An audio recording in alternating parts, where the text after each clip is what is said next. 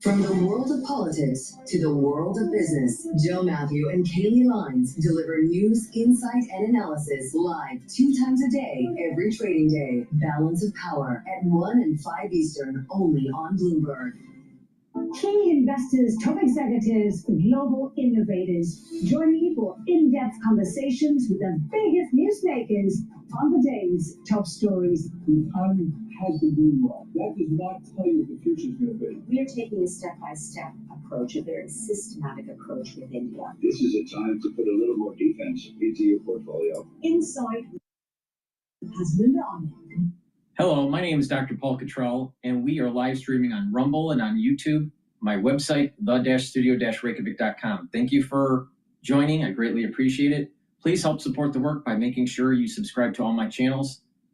The links are in the description of all my videos. Click those links, subscribe to YouTube, Brighteon, Bitchute, and Rumble. You can follow me on X and GETTR. You can also follow me on TikTok, Substack, and Patreon. If you like the content that I create, please help support the work by donating. You can donate on my website, the-studio-reykjavik.com. You can donate through Stripe, PayPal, or Buy Me a Coffee. You can also be a paid member to my Substack and Patreon channel. All these videos I do are for free. I have thousands of videos out there for free to inform the public about my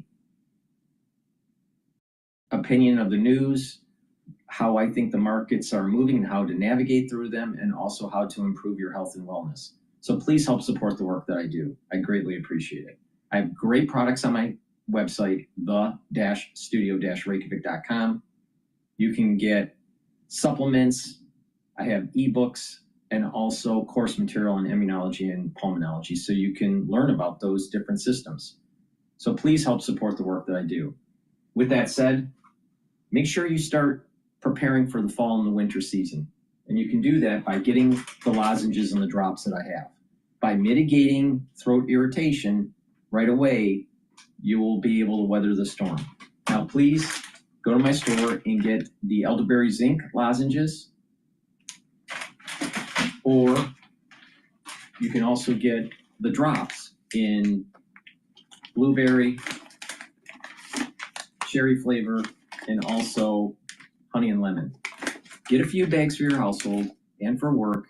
Right when you have that throat irritation, take them right away to mitigate the problem. This is extremely important for this fall and winter season. So please go to my store, use discount 5, all caps, discount number 5, get $5 off any order. Get the lozenges and the drops, be prepared. All right, let's continue with Bloomberg. And his push to try to sell more into China. Sure. Good morning. So a few days ago, we had a chance to attend their GTC conference in Washington, D.C.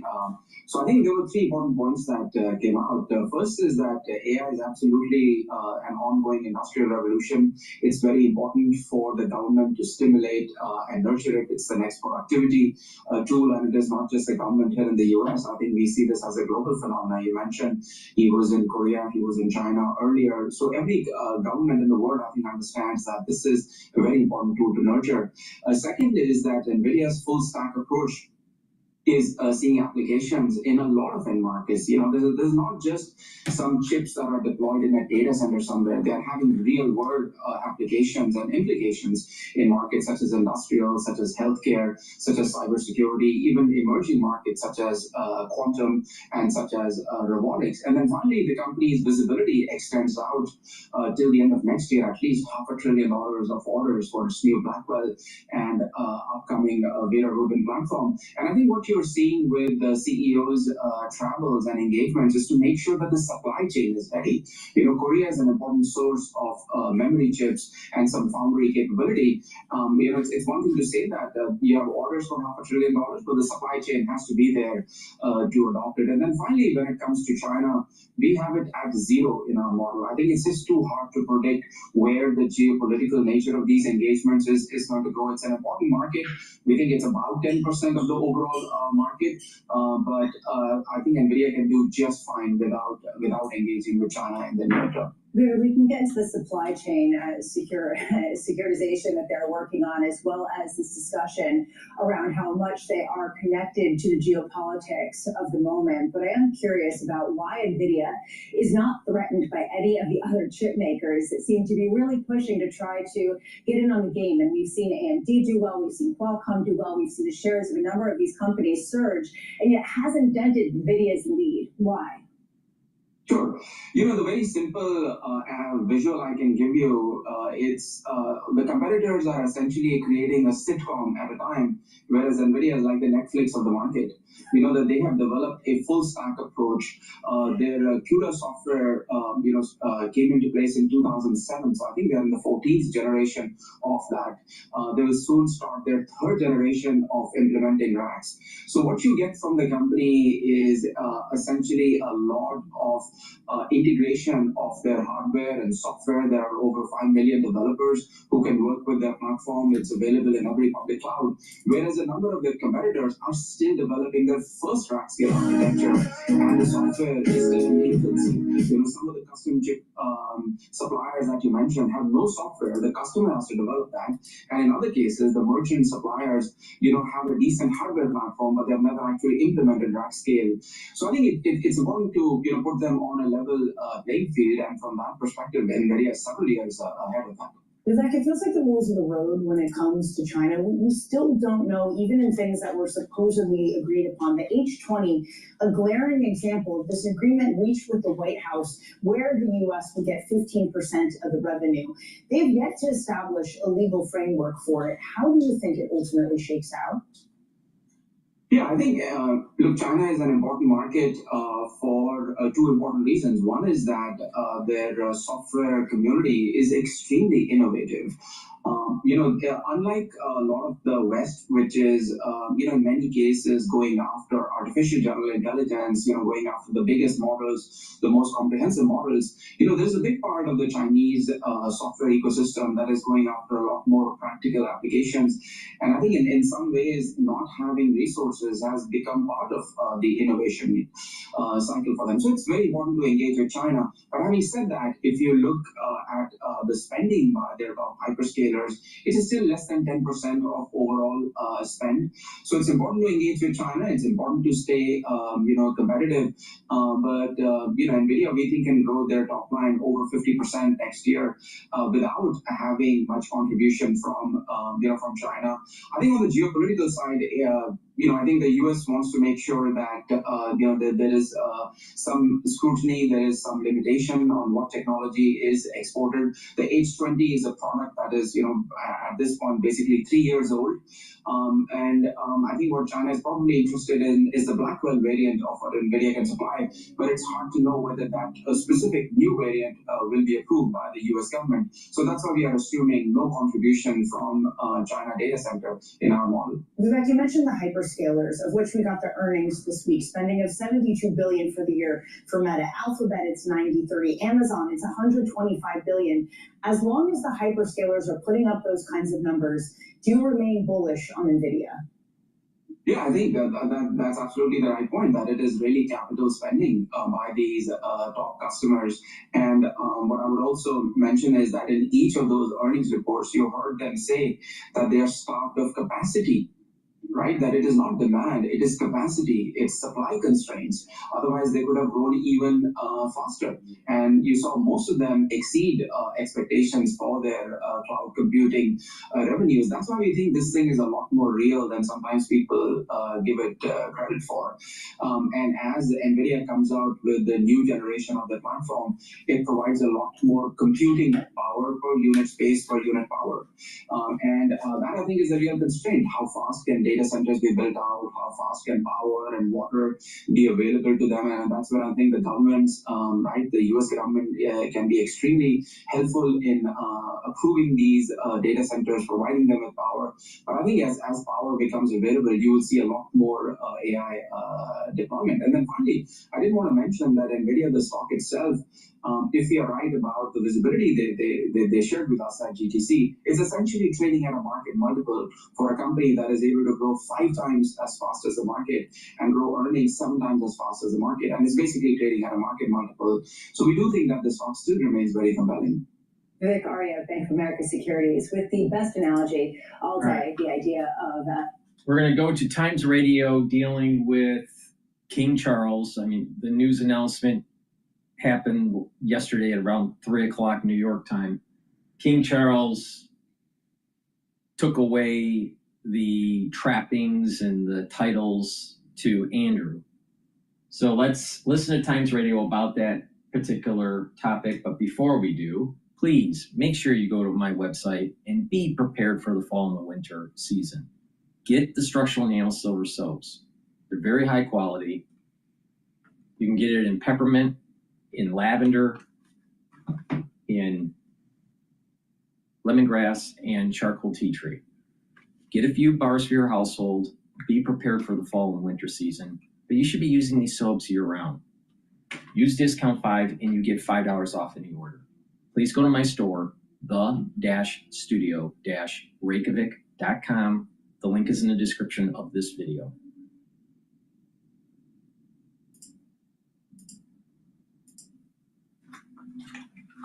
Is us, the great British public, Will and me, and everybody listening, say, where's all this money coming from? And basically it comes from us. And therefore they've got to change this business of the 2 big duchies, which are their main source of income, which they don't acknowledge is public money. Andrew is no longer a prince and has been banished to the Sandringham estate, where he'll live at the king's expense. So has the king done enough to mean the royal family can move on from the scandals that have long surrounded the king's brother?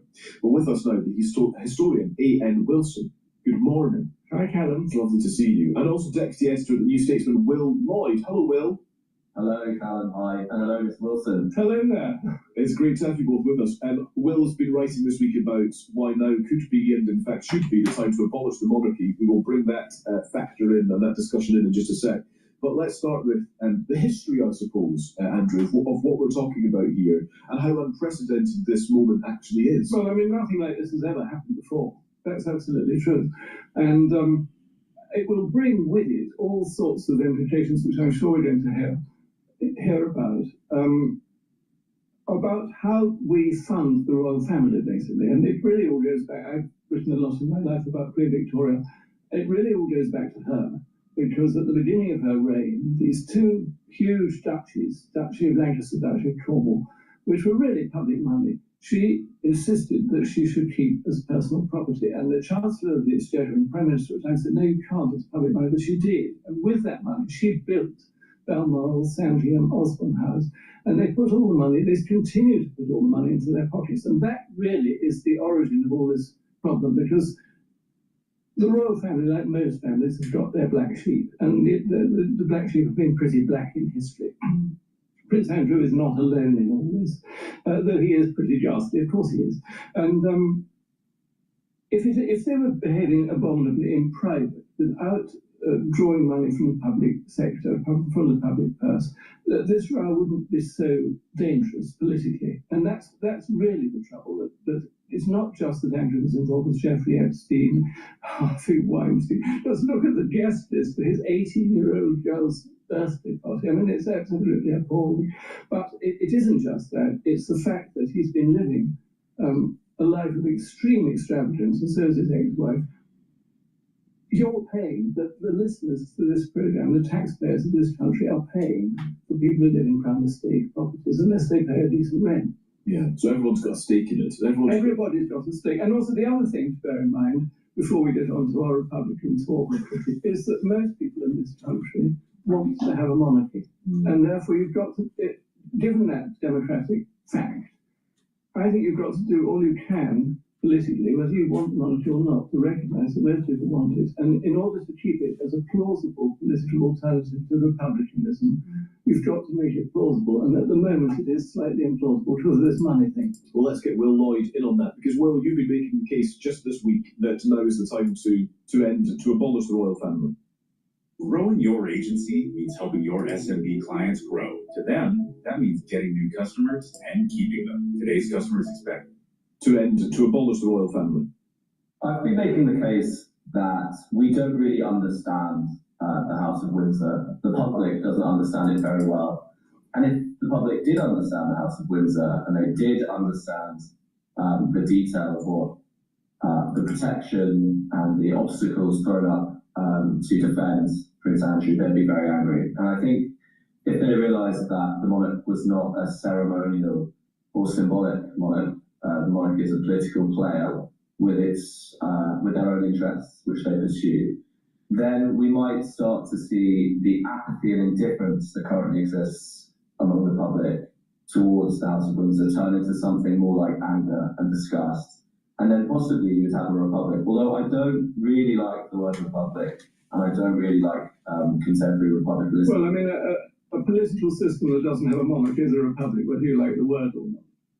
We might have. We don't know. We may have another. Why not have the Stuarts back? Where are they? Where's the Duke of Bavaria? I simply think. Well, we all know the answers to these questions. Of course we do. But I mean, I'm half on your side about wanting to get rid of the monarchy, but the half of me that isn't is partly guided by what I said earlier, that most people want to keep the monarchy. And why do they want to keep it? I'm amazed you should say people are indifferent to the House of Windsor. We've just spent hours on this program. Every newspaper in the land, everybody, every family in the land, with their breakfast are talking about this strange family. So I don't think we are indifferent to them. And one of the reasons we aren't is if you look back over the history of the 20th century, which were the countries which didn't go down the path of having dictatorships and tyrannies, whether communists or fascists looking after them, and they were the constitutional monarchies.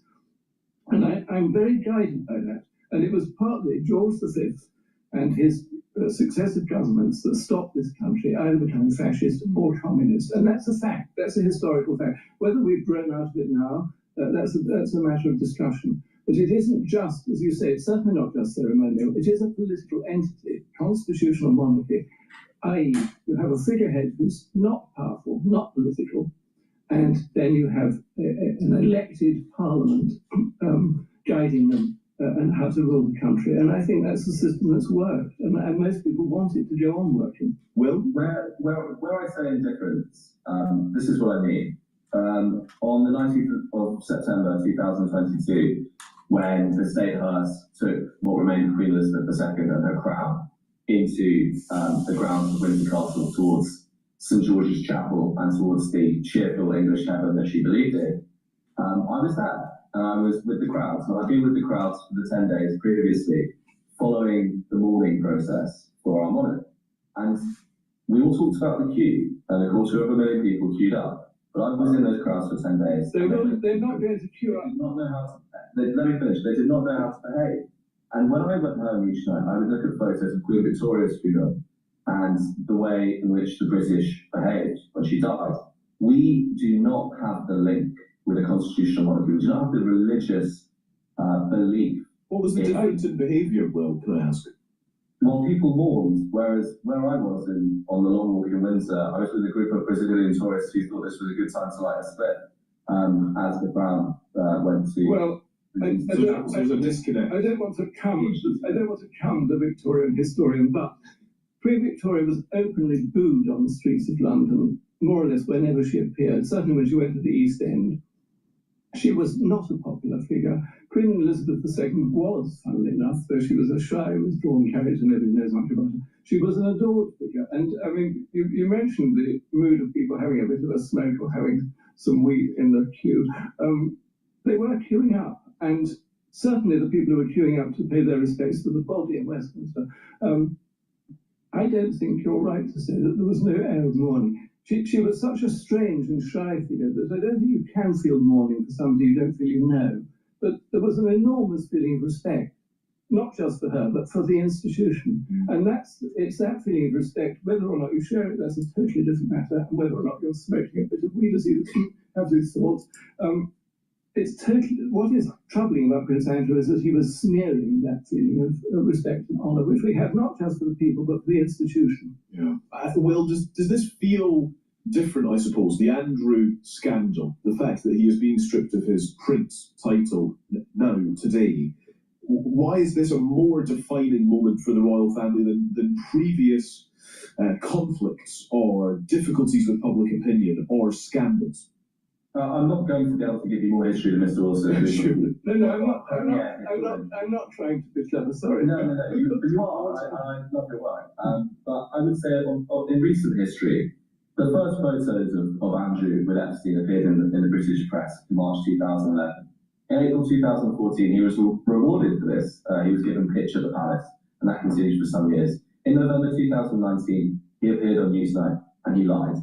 And then in February 2022, he paid off Virginia Giuffre. Now, at any moment in that sequence, what happened yesterday probably ought to have happened, okay? And instead, he was protected. Now, I know he denies the allegations against him, but I was astonished to read in the national press on the weekend briefings from the palace comparing the late Queen Elizabeth II to an ostrich who had her head in the sand. This was this figure that we were supposed to respect and revere. And the palace itself is now comparing her to one of the silliest living animals on Earth. I think, in my lifetime, that's quite different. And I think they're undermining themselves in ways they don't understand. And I think it is dangerous for them. Well, just a couple of thoughts to you. Well, I don't think it was King Charles who was comparing his mother to an ostrich, but we can understand what they mean by that. And also the fact that it clearly was a terrible misjudgment. She wasn't a perfect human being. I'm saying she was much respected human being. I think at the heart of this, actually, is one of Will's questions from your article, Will, in the New Statesman, and I'm going to put this to you, Andrew, which is what exactly is being protected at this stage?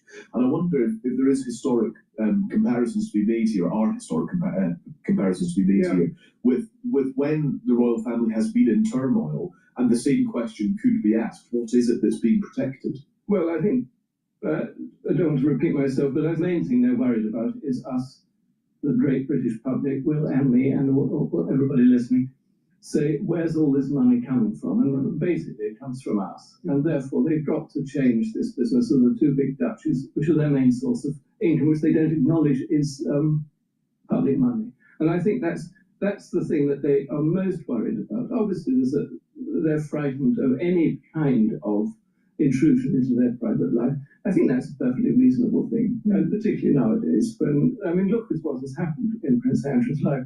What he's done is awful, but at the same time, he is a human being. He's now retreating, and how will he ever be able to appear in public again without somebody wanting to attack him? His position, I'm not saying it's tragic, but it's appallingly sad. Yeah, but he does deny all wrongdoing. I know he does, but you see, when he denies it, but then his own brother says that he's stripping him of his titles. Yes. Then at the end, he says, although he denies all this, we, and it suddenly becomes him and Camilla, their majesties, deeply and profoundly sympathise to words to that effect with all the victims. Well, that is in effect saying they don't believe him, that they're with Will. And the vast majority of people who've heard the Emily Maitlis interview, they don't believe the testimony. Well, they can't believe it because it's been proved to be untrue. Yeah.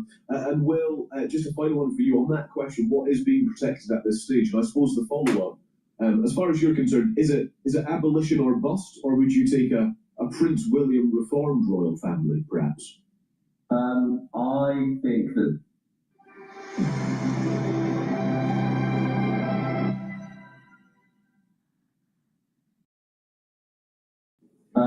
I think that they should sort of self-liquidate and it should be thrown to the public. and we should decide. And it could be a moment of national restoration and renewal, because at the moment it's a time of national grief, I think. We should expect our head of state and their family to represent us, to meet our unspoken needs and desires, and they're not doing that. And the thing that really worries me, and I put this in the piece, is that William doesn't even believe in God. How can he have a coronation in Westminster Abbey if he doesn't believe in God? The other thing that comes out about William, if you read recent royal biographies and books closely, is that he struggles to read properly. He doesn't like receiving written briefings. He likes oral ones. He can't name a favourite author, but he does have an interest in Batman-related superhero movies. Now, the last functionally illiterate monarch was William II in 1110. So this is a kind of once in a millennia. Well, we're going back to a good tradition, in other words. I mean, I think William's got a very high view of the monarchy, and that's one of the reasons he wants to replace it with something. Whereas I have a low view of the monarchy. I think it's a good functioning system. I think most of the people who occupy the world have been pretty hopeless in one way or another. And quite honestly, whether Prince William can read or whether he believes in God is in a sense secondary. I'm going to expect children to read, don't we? No, but they don't expect all the children to read. You only expect one child at a time to become a constitutional monarch. It's a very modest. It's a very modest role. That's why the Queen was, in a way, a rather boring person. Did it so well. Okay. Thank you both so much for your considerations this morning. That is what Times Radio is for, and we're very grateful to have your brain power. Please go to my store, the-studio-reykjavik.com, and help support the work that I do by getting the great products that I offer. And if you follow my protocol, you take these supplements regularly, you're going to slow down the aging process and boost up your immune system. Go to my store, the-studio-reykjavik.com. The link is in the description of this video, and get the C60. C60 is 1,000 times stronger than vitamin C in terms of an antioxidant. You can get an MCT coconut oil, extra virgin olive oil, and also in avocado oil. You can get it in a 2-ounce, a 4-ounce, or an 8-ounce configuration. It is cheaper per ounce to get the higher ounce configuration. Use discount 5, you get $5 off any order. It's all caps, discount number 5. And take a teaspoon a day every day, preferably on an empty stomach in the morning. Take it every day, teaspoon a day, and what will happen is you're going to be soaking up free radicals at the cellular level, around the cellular matrix, the extracellular matrix, and also in your vascular system and even your neurons. But by soaking up free radicals, you're reducing stress on your tissues and in your cells. You're improving the health of your mitochondria. So you'll have more ATP, so you'll have more energy. Your cells and tissues will perform better, and therefore your organ systems will perform better, including your immune system and your endocrine system. For your vascular system, it's going to soak up free radicals and reduce the concentration of oxidized LDL. Because LDL that's floating around in your bloodstream gets oxidized because of the free radicals. Well, if you soak up those free radicals, you have less oxidized LDL. Now, oxidized LDL eventually turns into plaque. Well, if you have less oxidized LDL, you have less plaque. So by taking C60, you're actually helping your cardiovascular system. Now, C60 will also reduce stress in the neuron and soak up free radicals, so your mitochondria in your neurons will be able to produce the ATP that you need to produce the neurotransmitters. So over time, your neuroplasticity will improve. That means you're going to be able to think better. You'll have better memory. So please go to my store, take the C60 every day, a teaspoon a day. If you work out, take it right before your workout. You'll be soaking up the free radicals that you're generating during your workout, and you will recover quicker from your workout. This is very strong, very potent antioxidant. Take it every day.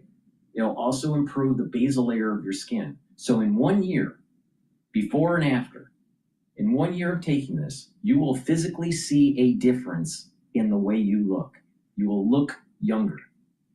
In addition, within 2 months, you're going to start feeling the effects where your immune system, your endocrine system, and your other organ systems are performing better. So please go to my store and get the C60 in avocado oil, MCT coconut oil, or extra virgin olive oil in a 2-ounce, a 4-ounce, or an 8-ounce configuration, but you should be taking this every day. And my overall anti-aging stack is very simple. Multivitamin, probiotic is the foundation. The first pillar is Max 35 or Cleanse to boost up the immune system, the innate immune system. C60, soak up free radicals, bring down stress in the cell. The third pillar is the turmeric, ashwagandha, and lignans. That's going to boost up your immune system, but also help with bringing down inflammation at the cerebral level. And taking Boomer Boost to rev up your metabolism and increase your energy levels. If you pay attention to that stack that I just told you, you are targeting everything that ages you. You're soaking up the free radicals. You're bringing down inflammation. You're boosting up your immune system. If you look at people that start to age, they have high inflammation, high free radical creation, their tissues are stressed, they have less energy, and their metabolism starts to go down. So if you pay attention to what I just said, you will slow down the aging process. Now, I've been doing this for a long time. So please take my advice, go to my store, the-studio-reykjavik.com, and get the supplements that I offer and stack them the way I'm telling you to get the max benefit. All right, let's listen into LBC about Prince Andrew's. 3 minutes after 10. The royal family has one job. Sorry, I know that was a bit profound. Good morning. Speaking of one job, am I the only one thinking about Rachel Reeves' husband from the perspective of being a slightly feckless husband? By feckless, I mean not very good at the detail. He's a senior civil servant, but I know exactly what he's been through over the course of the last 24 hours. Okay, darling, you're definitely across this, right? You're handling all the rental stuff. Yes, look, I'm 53 years old. Oh, I don't know how old he is actually, but quite close to home. I'm 53 years old. Stop treating me like a child. I can handle a flipping house rental, for goodness sake. And he got a phone call, presumably on Monday night or Sunday night. I said, darling, did you actually sort out all of the house rentals? And he has spent 24 hours desperately searching through his email history because he was certain that he had done, but he couldn't find the proof. And it turned out that the bloke who said they were going to apply for the license left the letting agency the next day. I don't see any topic here. Sorry, Daily Mail. I know you think it's more important than an actual prince of the realm losing his title, because that is what you've chosen to splash with this morning. Your kind of rapidly deflating balloon of manufactured fury regarding the Chancellor's housing arrangements. But at this point, I can't see any phone-in that would add to what we did yesterday when we described what we thought had happened and what turned out. It doesn't always wash out this way. It turned out had happened. If you think I'm wrong, let me know. If you've got a good way back into that story, then I'll give you the money myself. 5 minutes after 10 is the time. So Andrew stripped of Prince title. We will be joined by the hero of the hour, if that is the correct term of phrase, in about 11:45, I think, today. We'll talk to Emily Mavis, who, of course, set the ball rolling on the story of our age, the royal story of our age. I've also got a little bit of a tease for you with regard to who will be the... See, I had a conversation with the producer earlier. I thought I'd already told you who the special guest was going to be for Full Disclosure Live next year, raising money for Global's Make Some Noise. It's quite exciting. It's what you might call a crossing of the streams for certain sections of our society. And don't let me go home without remembering to tell you who that is and to tell you how you can get hold of tickets. Well, we telling people how to get hold of tickets? Yes, I'm telling you how to get hold of tickets as well. But how do you want to do this, do you think? I mean, it is very rare that every newspaper is united in complete agreement about what the biggest story in town is. And it's so rare, in fact, that it's not even true today. It's almost every newspaper. The Andrew, formerly known as Prince, yeah, well done, son, we beat you to that as well. King removes style, titles and honours from brother. Andrew stripped of Prince title in historic move to save monarchy. I like that line. Historic move to save monarchy. Finally, says the Daily Mirror, Daily Mirror. King begins the process to strip Andrew of Prince title. He's ordered to leave Royal Lodge and Fergie's out too. Wills backs Charles's move amid yet more Epstein fallout. Royals say thoughts are with victims of all abuse. An important addendum to the central announcement yesterday, I thought. The royal formerly known as Prince, says the Daily Star. Andrew no longer Prince, says the Daily Telegraph. Andrew to be stripped of his royal titles and must move out of home, says the Guardian. Andrew stripped of his Prince title and home, says the Times. Humiliation for Reeves as she changes her story, says the Daily Mail. Sometimes I wonder whether I'm exaggerating about how bonkers everybody in that building has gone. But no, I'm not. I mean, it is on the front page as the kind of turn to page 2. But deciding that the biggest story in town is their rapidly deflating balloon of manufactured fury about Rachel Reeves is, even by the standards of the Daily Mail, a moment of well, I mean, they put the word humiliation in red, which seems to be a fairly reliable example of what I believe is called projection. Humiliation for the Daily Mail. As it turns out, Rachel Reeves had done nothing wrong, but that might stop them from printing page after page after page of desperate attempts to portray her as some sort of wrong'un, while paying Boris Johnson, who of course had 2 independent ethics advisors resign in disgust at his contempt for ethics, hundreds of thousands of pounds a year to write a newspaper column. I think that's the line I like most. What do you think in the big story? What's the big element? What's the most important aspect of this story? Shall I ask you that question, Aya? Do you want to ring up and tell me the answer? What's the most important aspect of this story for you? Sadly, public discourse, the establishment, call it what you will, the national narrative does not prioritise victims. If it did, then at the moment that 12 million quid was handed over to a young woman who accused the Queen's son of having had sex with her in return for money she received from Jeffrey Epstein, then this decision would have been taken at that moment. It's perfectly possible, because of course he denies all allegations.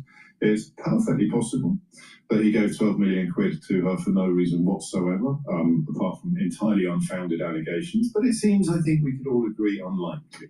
In the great scheme of things, who here has given a significant sum of money to somebody to stop them making entirely false and unfounded allegations? Hands up. That's all. I'm just saying, he denies it all, but he hasn't really explained why he's given her 12 million quid of his late mother's money. So what do you think the most important element of this story is? 03456060973. That's your sort of bubbling under question. That's not central thrust. How much trouble? Here's a double header for you. Right, pause. Rewind. Think. How much trouble is the monarchy in? My answer to that is not a lot. I think, whether you're going to file it under better late than never, or whether you're going to file it under doff cap tuck forelock, he's the king. Therefore, can we all please move along and stop asking why action wasn't taken much sooner? Even as recently as a fortnight ago, he made what he hoped would be the final move in this saga, and it turned out to be not enough, too little and too late. How significant is this for the monarchy? My answer is not very, but I want to know what your answer is. How significant should it be? Am I alone this morning in thinking that this, not unlike the aftermath of the death of Diana, Princess of Wales, is one of those moments when you realise that the entire edifice is vulnerable? It's so bizarre to grow up with something utterly baked into the national consciousness that is entirely and demonstrably optional. I'm not a particularly Republican individual. I think, and I don't know whether this is a good thing or a bad thing, I think my attitude to the royal family is going to be defined by its inhabitants rather than by any reverence for an institution or tradition. I think I won't feel any particularly Republican stirrings in my guts if the people in the big jobs are behaving with what appears to be decorum and or decency. I don't know that you can say you were fond of the late Queen, although of course a lot of people do. But I thought she was brilliant at what she did, which of course leaves me open to the question of what did she do, James? and I don't know the answer to that question either. She provided focus, leadership of sorts, a sort of fulcrum for feelings, whether they're patriotic feelings or national pride or something else, pageantry, tradition. What did she do? I mean, that's odd, isn't it? She did her job very well. She was brilliant at her job. It's only taken 250 years, but finally the British are starting to realize that you don't need a monarchy. What was her job? I think King Charles is playing a blinder as well. I thought that he gave the world a lesson in how to deal with the narcissistic man-child Donald Trump. Other countries now have gone further. South Korea gave him a crown, an actual crown. Apparently, Air Force One is flying back from Asia with the hold absolutely groaning under the weight of, well, if we were watching Flash Gordon, they'd be called space diamonds. So King Charles, without actually handing over much by way of loot or booty, showed the world how to handle the narcissistic man-child that is Donald Trump. Just treats him like a cross between the Pope and Henry VIII, and he'll go home happy regardless of anything else that's going on anywhere in the world. So what is today actually about? It's a reminder that all of it is a man-made edifice. The medieval arguments about a divine right of kings or monarchs being appointed by God, I don't think anybody really subscribes to that anymore, and if they do, they are respectfully too bonkers to pay any attention to. So that ship sailed a long time ago.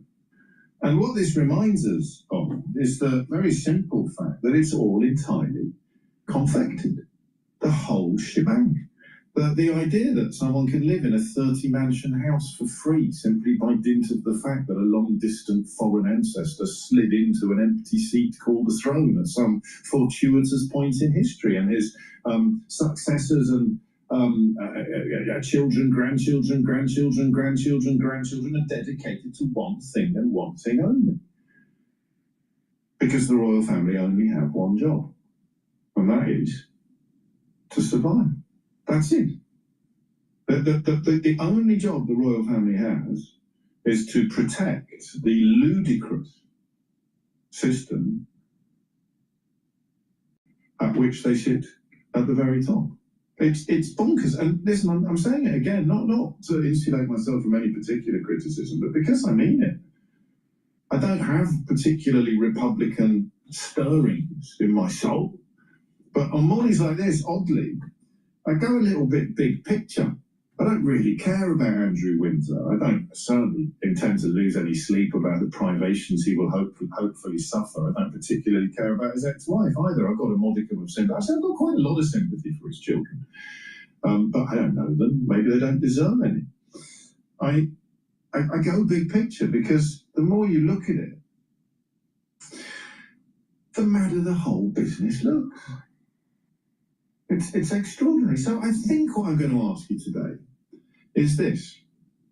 What's the royal family for? 0345 6060 973. I know what they do.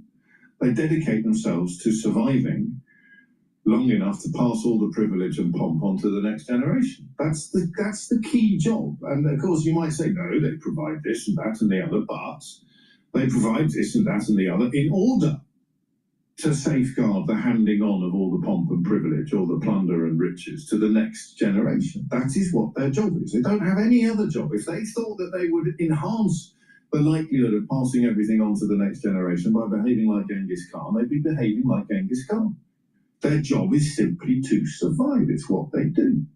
So from our point of view, what is the royal family for? 0345 6060 973. And how does the disgrace, the unprecedented, that's an overused word, but today it really fits, the unprecedented disgrace of Andrew Windsor affect the whole? I think they should take a page out of the United States history book, and that is get rid of the king. All right. Back to the economy. Please go to my store, the-studio-reykjavik.com and get the zeolite. Zeolite is a great way to detoxify your body, and you can do it every day. Take 3 small drops underneath your tongue and drink filtered water.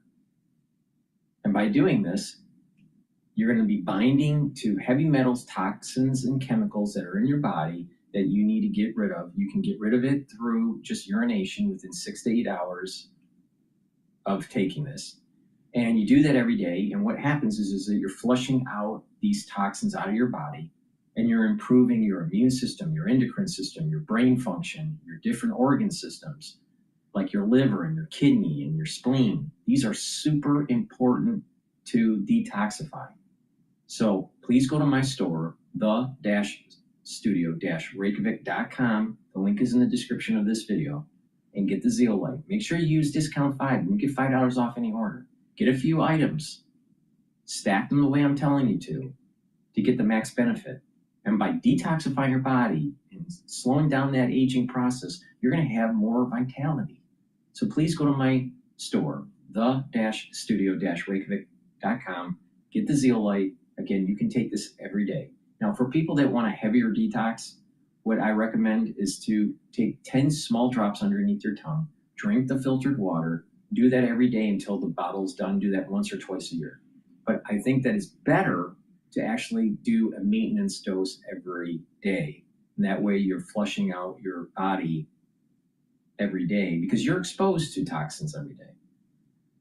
Another thing that's really important is make sure you drink filtered water and stay away from processed foods. A lot of these processed foods have toxins in it and chemicals that are not really good for your body. So please go to my store and detoxify your body.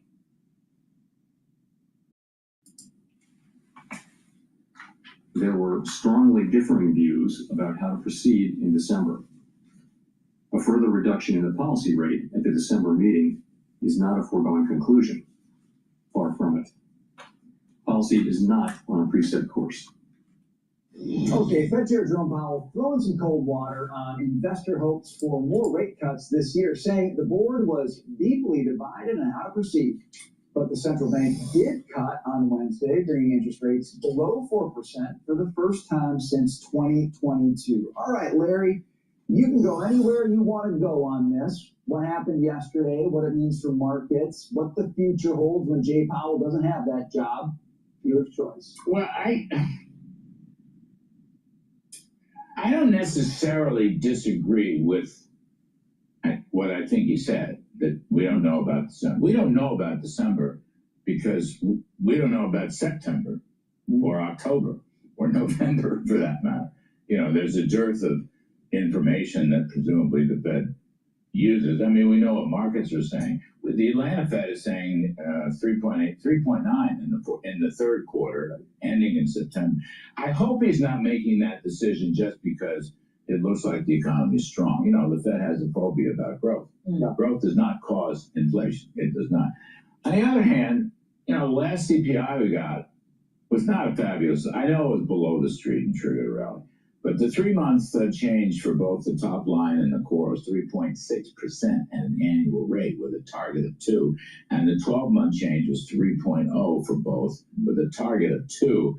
So in that sense, I'm not completely at loggerheads with, I mean, we need, now, energy prices seem to be coming down, gasoline prices seem to be coming down, shelter prices seem to be coming down. So by the time we get to December, if we have good information, it may be time to cut again. Okay, inflation be a lot lower. But I'm just saying, but right now, I'm not crazy. He also knows that when he speaks, markets react. They reacted yesterday.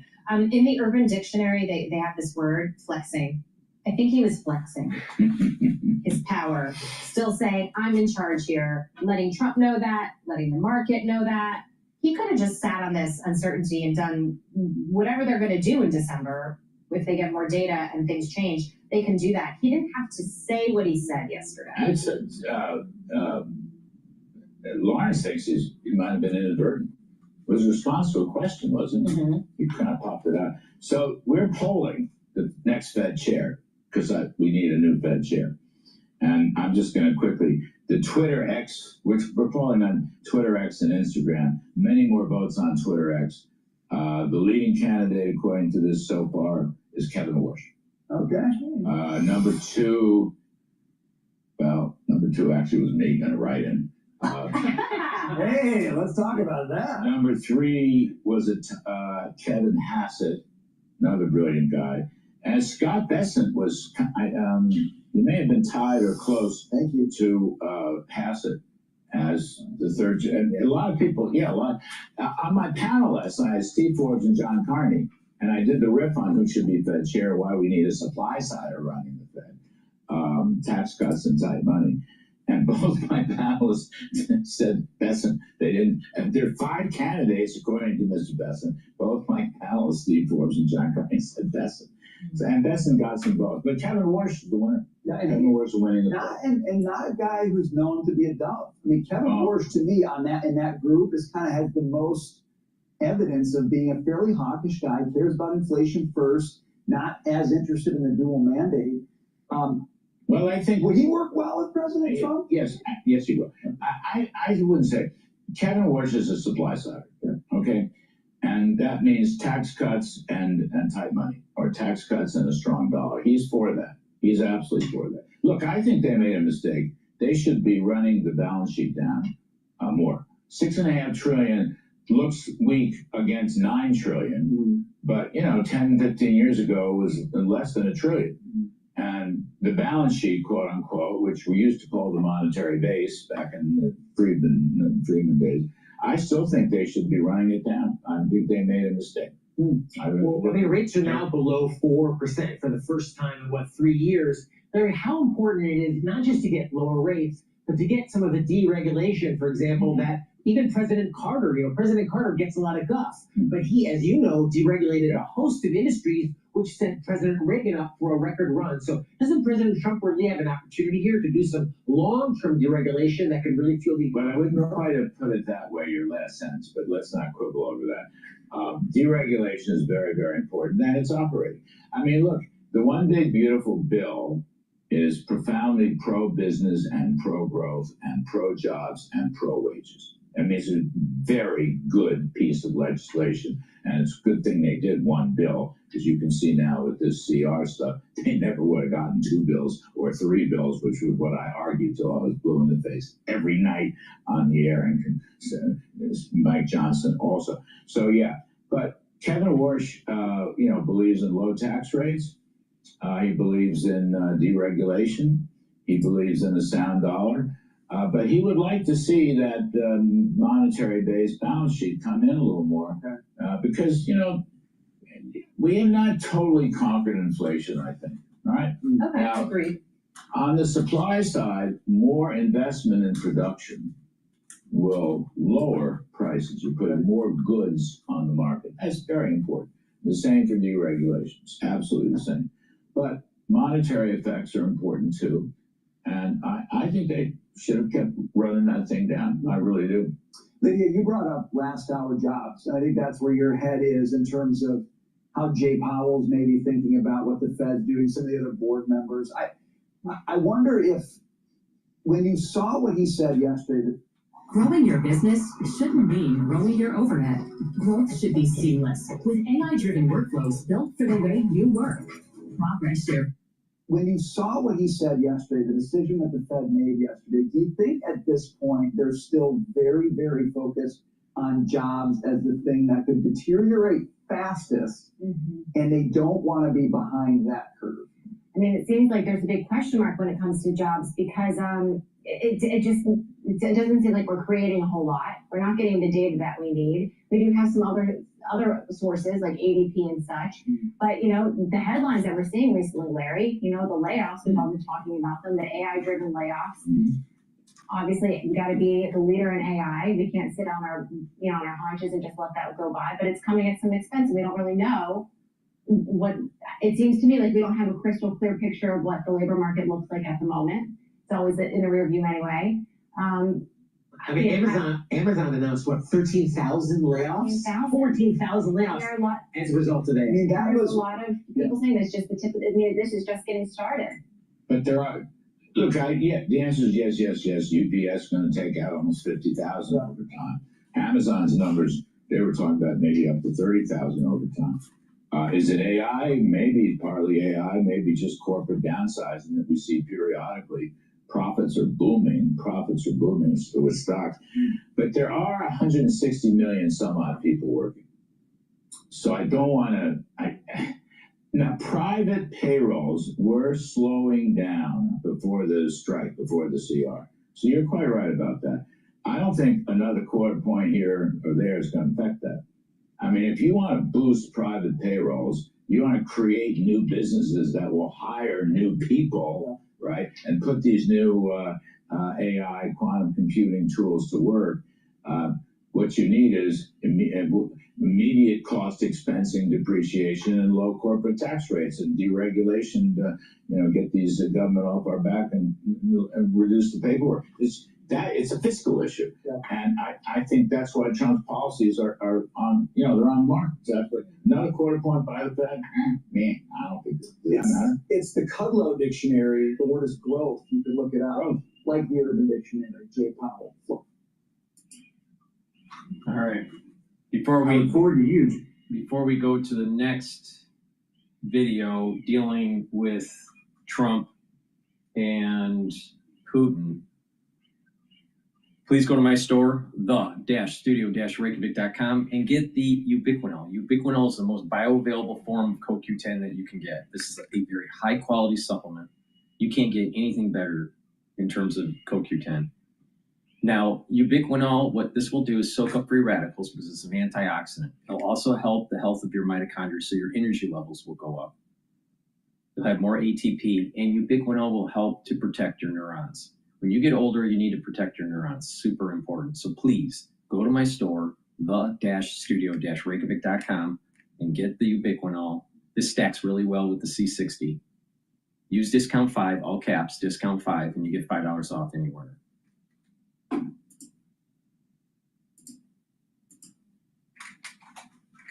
Fox News Senior Strategic Analyst, retired General Jack Keane. General, thanks for being here. Here are the key takeaways from this meeting. U.S. cuts China tariffs by 10%. China agrees to crack down on fentanyl. U.S. suspends new entity list rule and Section 301 tariffs on China. China pauses rare earth export controls, suspends counter tariffs, and agrees to buy U.S. soybeans. As you hear the White House talk about this, the president talk about this, what's your sense of what transpired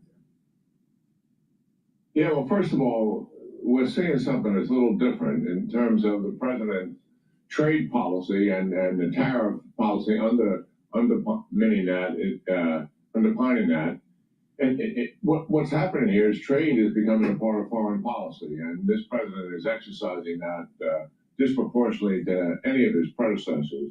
And by any definition, you've got to characterize the trip as successful, not just on China, but the trade deals he's made with the other countries. But focusing on China, I mean, he really went in here with his wind at his back, much different than the first administration when he met with President Xi multiple times. Our economy's thriving. Xi, for the first time, is really having some serious headwinds in his 12-year reign as the president. And much more than that, he had two key partners, Iran and Russia. And look what happened here. The United States and Israel set back Iran for years in the region with the possibility of enduring peace on the horizon here and normalization with Israel, with the countries in the region, to include the Arab countries, right on the horizon. Your CFO wasn't up something no one would foresaw a year or so ago. But here we are. And when you look at Russia, I mean, Russia, their economy is tanking, and the war is not going well. Let's face it, they're in their fourth year. They haven't taken a major city since 2022. And in the last year plus, they've been conducting this major offensive to take all of the Donbass region in southern Ukraine. And what have they taken in the last year? 0.6% additional territory. That is failure in terms of meeting their objectives, and over 1,000 casualties a day. That is not sustainable over the long haul. And Trump has finally given up on this guy because he talks nice, but he continues the war. And now President Trump is doing what? He's upgunning him, removing weapons restrictions, and he's also putting sanctions on him. I think he's fed up with Putin once and for all. So I think this trip the reason why he's so successful with China and got everything he asked for, because that he's coming in there with a much stronger position, for sure. And she is paying attention to what is happening across the globe and President Trump's influence in being the world's #1 global leader by far. Anything that we saw by comparison to the previous administration is completely different. He's touting the successes, the trades wins, but the other thing we've talked about a lot is putting pressure on Vladimir Putin. We saw it with the India trade deal on oil and the tariff on India. Chinese imports of Russian oil, 2.2 million barrels per day, more than $62 billion spent. China has really the key to pressuring Russia. Yeah, there's no doubt about it. I really would have liked that to have been on the agenda. Maybe it was on the agenda. I don't know if it was talked about. I think if it wasn't, any progress would have been made there. We would know about it. I really do think that China clearly matters in sustaining Russia, not just with the oil, but that's primary. But they provide everything short of a weapon system to them to keep them moving. They are their #1 supplier in keeping Putin in the war and compensating for the shortfalls he has in his defense industrial base. And we're going to have to deal with China when it pertains to support for Russia at some point here. Yeah, let me quickly ask you about this U.S. nuclear testing. Last test the U.S. did was 1992. Why do you think we're starting again? You know, I can only speculate here, but it's been known for a number of years, Brad. I mean, the 3 countries that are testing openly nuclear weapons are India, Pakistan, and North Korea.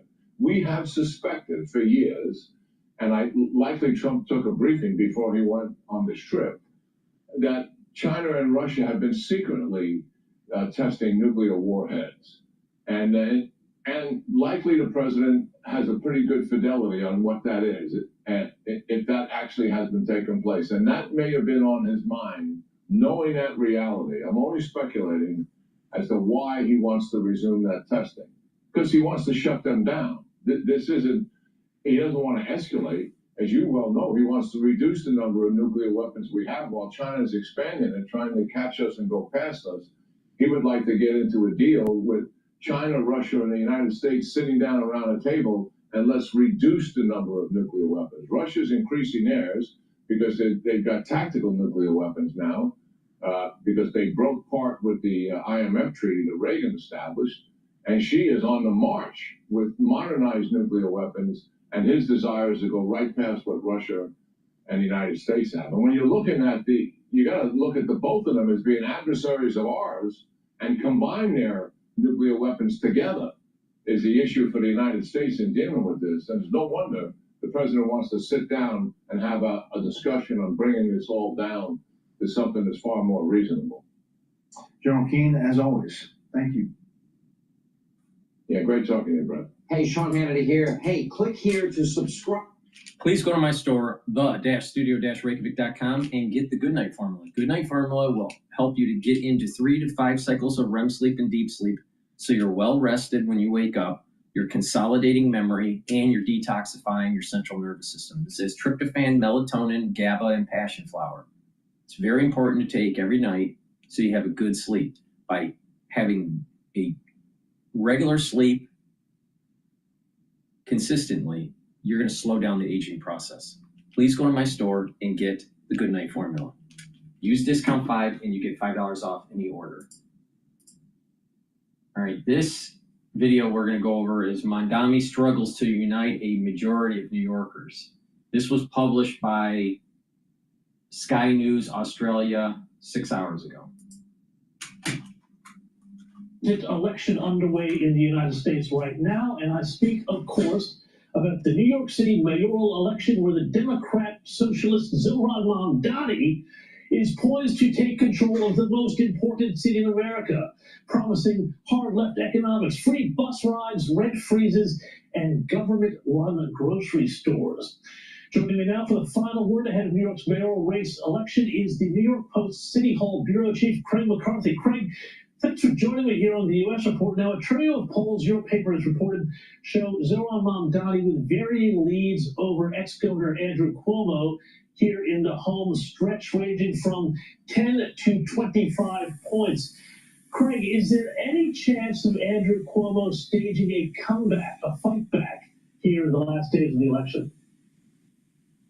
No, I mean, at this point, listen, the last three polls that came out over the last 24 hours showed Zohran Mamdani with, a commanding 12 to 18, 16-point lead in this race. The question with pollsters now isn't about whether Zohran will win or not. It'll be, how much he wins by at this point. There's seemingly nothing that Andrew Cuomo has been able to do over the last few months at this point to even cut into that lead. He's barely been able to break into 30%. Until Eric Adams, who was the sitting there, who was running for re-election until he abandoned that bid, dropped out of the race recently.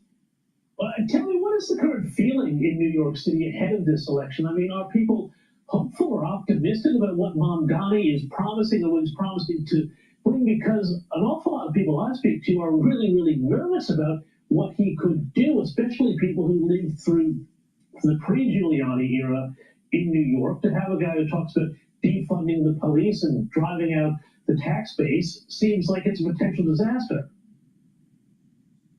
Well, at this point, voters are split. He hasn't been able to coalesce a majority of New Yorkers behind him. A poll that came out the other day from the Right Leaning Manhattan Institute, pointed out that a lot of his principles, a lot of his proposals, the free buses, the city-run food stores, aside from universal child care, most of these things don't poll well with the majority of people. And the business community is obviously very nervous about this because he's proposed a tax on the wealthiest and the corporations. And the real estate community is a lot worried about him because of his pledges to freeze the rent in something we have in New York City that are rent stabilized apartments. So there's a little bit of a shift here, but Democrats have been coalescing behind him with the establishment coming out from people like Kathy Hochul or Keem Jeffries begrudgingly endorsing him over the last little bit, who are some of the top Democrats in the state, also DC. And what about some of these cultural issues around him? I mean, your paper, I believe, reported that his mother, Zohran Mamdani's own mother, who herself is quite a prominent filmmaker, said that she thinks of her son as not an American at all, her words, and that, quote, he thinks of himself as a Ugandan and an Indian. And others have seized on his comments about 9/11 and talking about his aunt, who wasn't actually his aunt, who said she felt uncomfortable taking the train after 9/11 because she wore a hijab. Well, I mean, I'm glad he identified who the real victims of that terror attack was. But how is all this going down? I think what we're seeing right now in New York City when it comes to that is a shift in the electorate and this shift of the Democrat and the base here, right? So we're talking about somebody who is an immigrant, who his mother said he didn't feel American at that time. This interview was 2013. He came to this country when he was 7. He became a U.S. citizen in 2018. But there's been this shift, and what Andrew Cuomo, the things you're bringing up about the things you're bringing up about 9/11, obviously it being in New York City, a lot of these things have been shifting in the sense of those are attacks he was trying to land on them, which would traditionally, the same thing coming with anti-Semitism, right? So a lot of these things have come up with that. The shift of the base, the big blocks of voters in here are no longer the Jewish vote and the black vote, and more of the Indian and the Chinese vote in New York City. It's just a shifting demographic right now. And I think a lot of these things have been from a lot of attacks and all these kind of political maneuvering that have tried to create some fear, some bad negative press behind it to try to get support to Andrew Cuomo. But as I was saying, none of it has really moved the needle. Yeah, I mean, that's fascinating what you're saying about the demographics there and the shifting ethnic demographics of political power in New York. Have the Cuomo people, or the Mamdani foes, I guess, to put it another way, have they made a tactical error here in bringing up cultural attacks that would play well with people who wouldn't vote for Mamdani anyway, instead of focusing on, the real negative effects of defunding the police, which Mamdani's had to run away from, having said a million times in the past, from his economics, which the middle and working class would pay the price for, and that sort of campaigning? Well, I think the problem that they've had with this campaign is, and this is from talking with tons of political experts and people who've run campaigns, is, you know, regardless of what you agree with this policy from Zoran Mamdani, he has run a very hopeful campaign, right? It's not doom and gloom of New York City, everything is horrible. It's New York City is great, we want to make it better. And trying to run a negative campaign against it typically just does not resonate with voters, especially somebody like Andrew Cuomo has been dogged about coming in as kind of, you know, coming in from Westchester as a carpetbagger and coming in to try to run the city because trying to use this as an in to come back into political relevance. And I think that's a big thing with this race. And again, you can even see with Democratic voters. He was on a famous podcast this week, and Andrew Schultz is a comedian. He even said, he's like, I'm not a socialist. I don't agree with all of your policies, nearly any of them. However, you're coming in this with some ideas and some hope and not this doom and gloom, and that's why you're supporting him. So I think there's, and again, this is what I'm saying against with the polls across the city of his ideals and his ideas and his policies, is they don't have overwhelming support. But Democrats, and in the era that we have with President Trump and the sparring with them, they're looking for somebody who's going to fight for them. And I think that it doesn't even matter a lot of times if they agree with all the policies or even at all. New York will have a major exodus if Mamdani wins and his social policies start to take hold. Please go to my store, the-studio-reykjavik.com, and get the complete multivitamin. The complete multivitamin has the multivitamins that you need for proper enzymatic activity because they're cofactors for those enzymes. By having the proper cofactors, your enzyme shape will conform to a more efficient shape, so your cells will perform better. That's the reason why you need to take a multivitamin. So please go to my store, get this multivitamin, and it's part of the foundation for my anti-aging protocol. And what's that protocol? Take the multivitamin, take the probiotics, that's the foundation. The first pillar is Max 35 or Cleanse to boost up your immune system, C60 to soak up free radicals.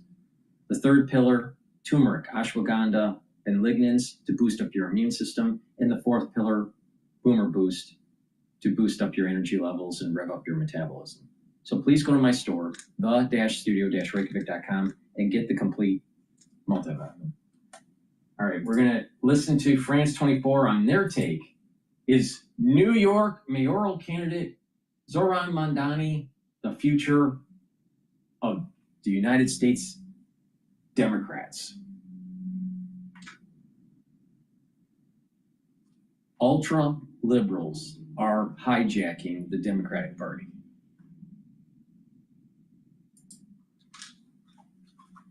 Freeze free buses and universal healthcare among his hugely popular campaign promises. Zoran Mamdani's meteoric rise to frontrunner in the New York mayoral election has been propelled by a package of radical policy proposals and fueled by anger over the city's soaring cost of living. Median rents have, for the very first time, exceeded $4,000 a month, more than double the US average. Our correspondents in New York have been catching up with the frontrunner as he hit the pavements in the final days of the campaign. It's football for all. New York City's Democratic nominee for mayor, Zoran Mamdani, is hosting a five-a-side tournament in Coney Island, Brooklyn. In less than a year, he's gone from unknown Queens Assemblyman to the brightest new star in American politics. Born in Uganda with Indian roots, the 34-year-old is poised to become New York's first Muslim mayor. He's been dubbed the Smiling Socialist. Why are you hosting a soccer event? What does soccer have to do with socialism? Soccer is a big part of what so many New Yorkers love about being in this city. God, I hate that guy. Fucking socialist. Okay, the matches that we go to. What message are you sending about affordability? The name, cost of living crisis. And it speaks to the fact that whether we're talking about eggs or milk or bread, for many New Yorkers, these are things that have become increasingly out of reach. And it's time to both focus on that and use it as an opportunity to meet more New Yorkers who love the same thing. Mamdani is a democratic socialist. He's part of a new generation of politicians challenging the status quo. He advocates for affordable housing. I mean, let's get real. Let's get real. Most New Yorkers, they're born in New York. All right? Most New Yorkers, they like football, basketball, baseball, hockey. They don't watch soccer. Fuck. Stores, free buses and childcare, racial justice and Palestinian rights. He's shown that you can win a political campaign without capitulating to pressures from Israel and the Israel lobby. Mamdani represents hope, something pretty exciting. A new shot at changing things in the city. And as you can see, everybody who's here today is really excited. It's mostly the economical part, because living in New York City is really expensive. And he's 34, which, I'm 22. That's the closest to me than other candidates. But his left-wing policy ideas don't sit well with everyone. US President Donald Trump called him a communist and threatened financial retaliation in New York City if Mamdani wins. Over in Manhattan, Mamdani's main rival, former New York State Governor Andrew Cuomo, is meeting with the city's business leaders and power brokers. Cuomo is warning them of the perils of left-wing policies in the finance capital of America. I'm a capitalist. This election is the choice between capitalism and socialism. One area in the city where Cuomo appeared. Cuomo needs capitalists, and the markets are open in New York. The S&P 500 is trading at 6,872. My projection for year end is 6,850 to 7,000. The VIX is trading at 16. Euro's trading at 115. Oil's trading at $60.93 a barrel. Bitcoin is trading at 110,000, and Japanese yen is trading at 154. So right now, it's pretty much equity rally. Again, you have to remember that the Federal Reserve lowered the rate, the Fed rate, by 25 basis points. So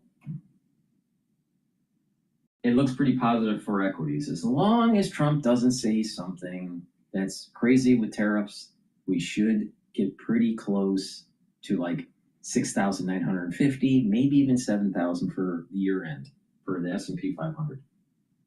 All right, let's continue. Have more support than Mamdani is the Upper East Side. This is a wealthy part of Manhattan with a large Jewish population. Early voting figures show older New Yorkers are coming out in force. He's terribly anti-Semitic and he would not be representing the Jewish community. And second of all, his ideas are so ridiculous that it would bankrupt the city, force people to leave. Here, critics deride Mamdani's socialist policy ideas and view his vocal support for Palestinian rights as dangerous. Mamdani is at pains to explain that he's not anti-Semitic, but rather pro-human rights. I'm also a Jew and a Zionist, and I want to make very clear, this man is not an anti-Semite. He's going to make sure this is a city government that is protecting everyone. If elected, Mamdani's promised to represent all New Yorkers. We're joined now by Lindsay Cormack, Associate Professor of Political Science at the Stevens Institute of Technology. Lindsay, thanks so much for being with us on the program. Not once. I've been watching this for a while. Not one time have I seen mainstream media say anything about John Locke, the philosopher, that basically said this: life, liberty, and property. And it was the foundations of our founding fathers when we wrote our Constitution, where it was about life, liberty, and the pursuit of happiness. It was originally right from John Locke, life, liberty, and property. But it was Benjamin Franklin that told Jefferson, you know what? We need to actually think about pursuit of happiness instead of locking ourselves into just the mundane material world of property. All right? But not once have the pseudo-intellectuals say anything about the Enlightenment. Now, why does Dr. Paul Cottrell say this? Well, Dr. Paul Cottrell is smarter than the talking heads on mainstream media. In addition, Mamdani represents a destruction of the Enlightenment. Mamdani represents Marxism. Mamdani represents the destruction of property rights, which is the cornerstone of our constitutional freedoms. We have a constitutional republic, not a democracy. And the reason, because mob rule will take away your rights. But when it's endowed by our creator, those rights, and enshrined in a constitution, then the mob can't take them away. So does Mamdani really represent all New Yorkers? Well, sure as hell not the grocery store owners, sure as hell not the property owners. Mamdani is dangerous.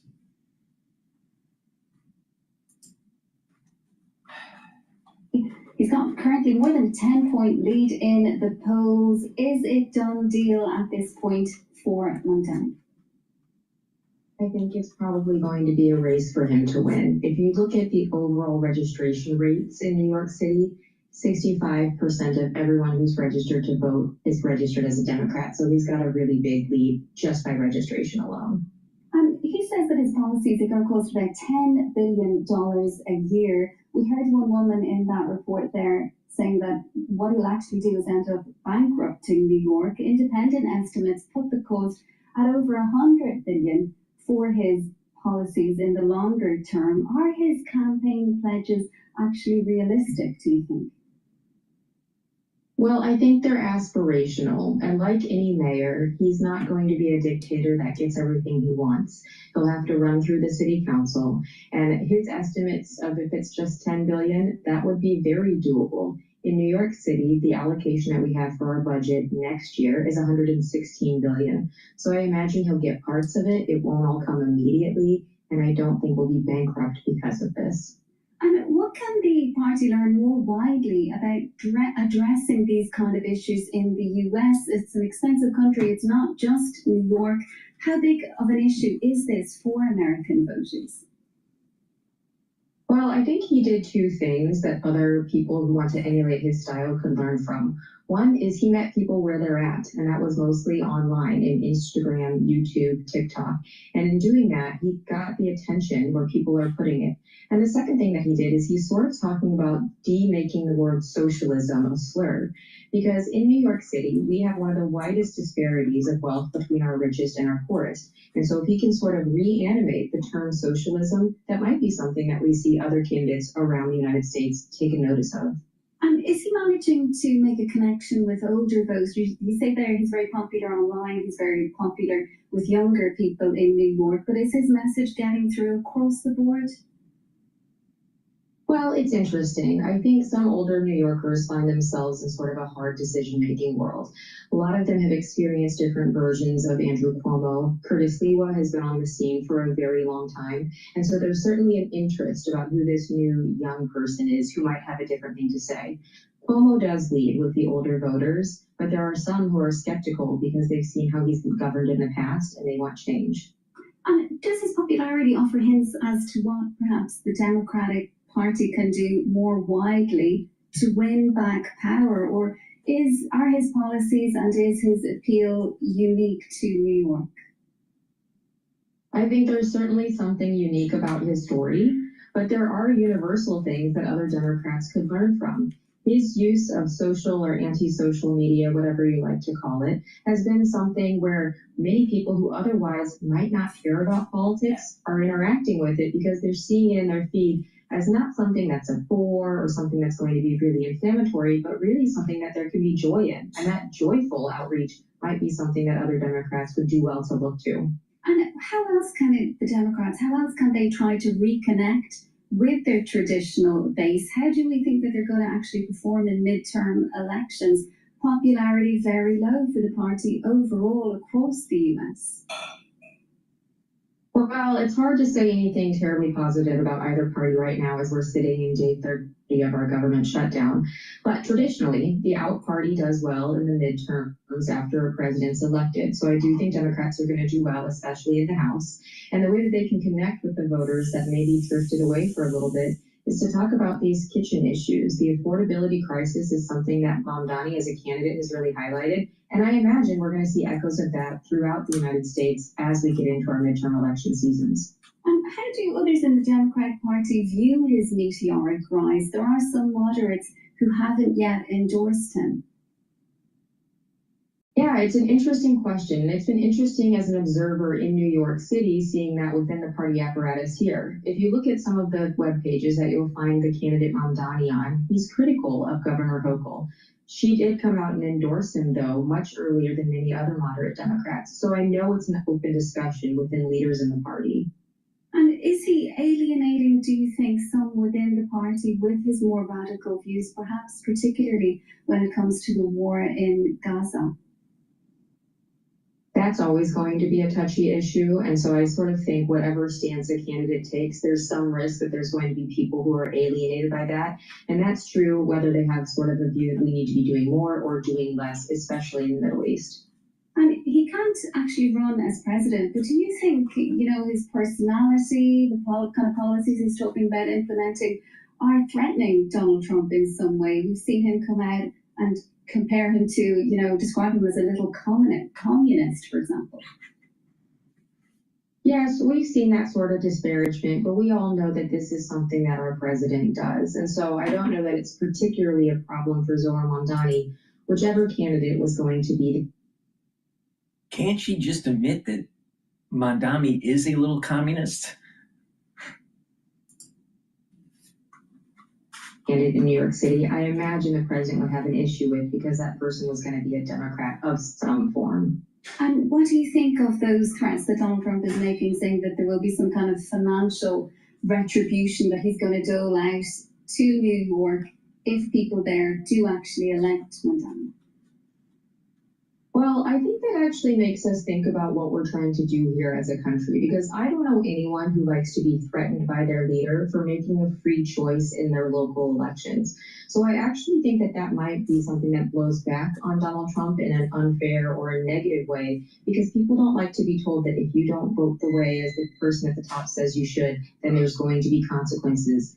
Local elections are different than federal elections, and New Yorkers deserve the ability to pick the candidate who they prefer. And do you think we'll be able to read into then, given that fact, we'll be able to read much into this, no matter which way the election actually does? Will it offer some kind of guide as to how both parties are likely to do in the next elections, in the midterms? I actually think there's a lot more for Democrats to learn than Republicans. New York City is a very interesting part of the world in the sense that we really don't have a competitive Democrat versus Republican election for most of our races because we have such an overwhelming share of voters who are registered with the Democratic Party. So Democrats could probably do well to look at some of the less. New York is full of liberals. Now, not everybody's a liberal, but the problem is that, they're artists, or they're some sort of, I call them the New York Times reader. The New York Times reader is always liberal, right? And they're into the arts. But they don't really realize that New York is what it is because of capitalism, not socialism. And it's so funny because even in the fund managers that are trying to accrete funds for their investment house, they don't take a stance. They don't take a stance that they're either a Republican or a Democrat. They always play the fence, right? And if most of their clients are liberal, they'll act liberal. If most of their clients are conservative, then they'll do the conservative play. But the thing is that they're ambivalent or fake, however you want to phrase it. But the thing is that you have these different groups in New York, where you have a small group that's conservative, and pro-capitalism, right? Pro-constitution. You have a large group that is socialistic, right? Democratic Party. And within that is a subset that's ultra-liberal. And then you have the ambivalent ones. Now, New York's going to have a problem if they bring in Mamdani. This race, but I don't know that there's going to be many things for House Republicans or the Senate Republicans are up to take from this one. But it will be watched closely, do you think, by voters right across the United States? There's something specific about New York that does attract that kind of attention, not just in the US, but right around the world, in fact. Yeah, there absolutely is. And some of the research that I do is looking at how members of Congress communicate to their constituents. And maybe somewhat surprisingly, there are more members of Congress that do not reside in New York that have talked about Mamdani than the members of Congress in New York itself. And so I do know that there's national attention. We see it in the data. And I imagine there's always going to be attention on New York because it's the largest city that we have in the United States. It's the engine of our economy. And so it's right for people to have sort of a curiosity about what we're doing here. Lindsay, thanks so much for being with us. That is Lindsay Cormack, Associate Professor of Political Science. Oh, Professor of Political Science. Pretty sure she's liberal. Please go to my store, the-studio-reykjavik.com. Get the cleanse. This is 30 parts per million, or max 35, which is 35 parts per million. Take a teaspoon a day every day. And what this will do is boost up your immune system. How? You swish it in your mouth, you gargle about 20 seconds, then swallow it. What will happen is that you're improving your oral hygiene and you're maintaining the mucosal barrier and helping the health of your epithelial cells in your oropharynx. Super important, all right? Be prepared for the fall and the winter season. Now, I've been doing this protocol for over 5 years. I take it every day, all right? If you're not feeling well, take a tablespoon or two a day. And then once you feel better, or everything's all clear, then go back to your maintenance dose. But it's important to boost up that immune system. Please go to my store, the-studio-reykjavik.com. Get the Max 35 or the Cleanse. Be prepared for the fall and the winter season. Make sure you use discount 5 and you get $5 off any order. All right, now we're going to listen to Chuck Todd about Mamdani. Chuck Todd is a liberal. Chuck Todd. Night, Mamdani wins as this socialist, far left progressive, and Cottrell wins as MAGA adjacent, expanding Donald Trump's bloc in New Jersey. Does that not tell us that the center of the Democratic Party is, what, dead? Well, I don't know if I'm going to go that far because there's a cross current in New Jersey, Leland. And in fact, for what it's worth, I've never believed that Cheryl's had as big of a lead as some of the polling has shown. New Jersey has a history of the public polling underpolls Republicans more often. It's a tough state to poll. It's not like an intentional thing, but Cottrell in the last race, going into the last week, all the public polling had it 7, 8, 9 points, and he only ended up losing by 3 or 4. So I only throw that out there because I think this is a very close race, but I think it's a close race for another reason, which is New Jersey actually is, when it comes to its governors, very much more like, a Michigan, a Kansas, even a Massachusetts that sort of about every 8 years says, you know what, it's time for the other party. And they get a little fatigued. So Murphy's job rating isn't great. Governor Phil Murphy, the term limited Democratic governor there. And I think if she loses, it's more of a reflection on the state and the perception of the state. I'll tell you this, though, on Mamdani. When he first won that nomination, I had a whole bunch of my sort of campaign sources on the left a little paranoid that was going to harm her.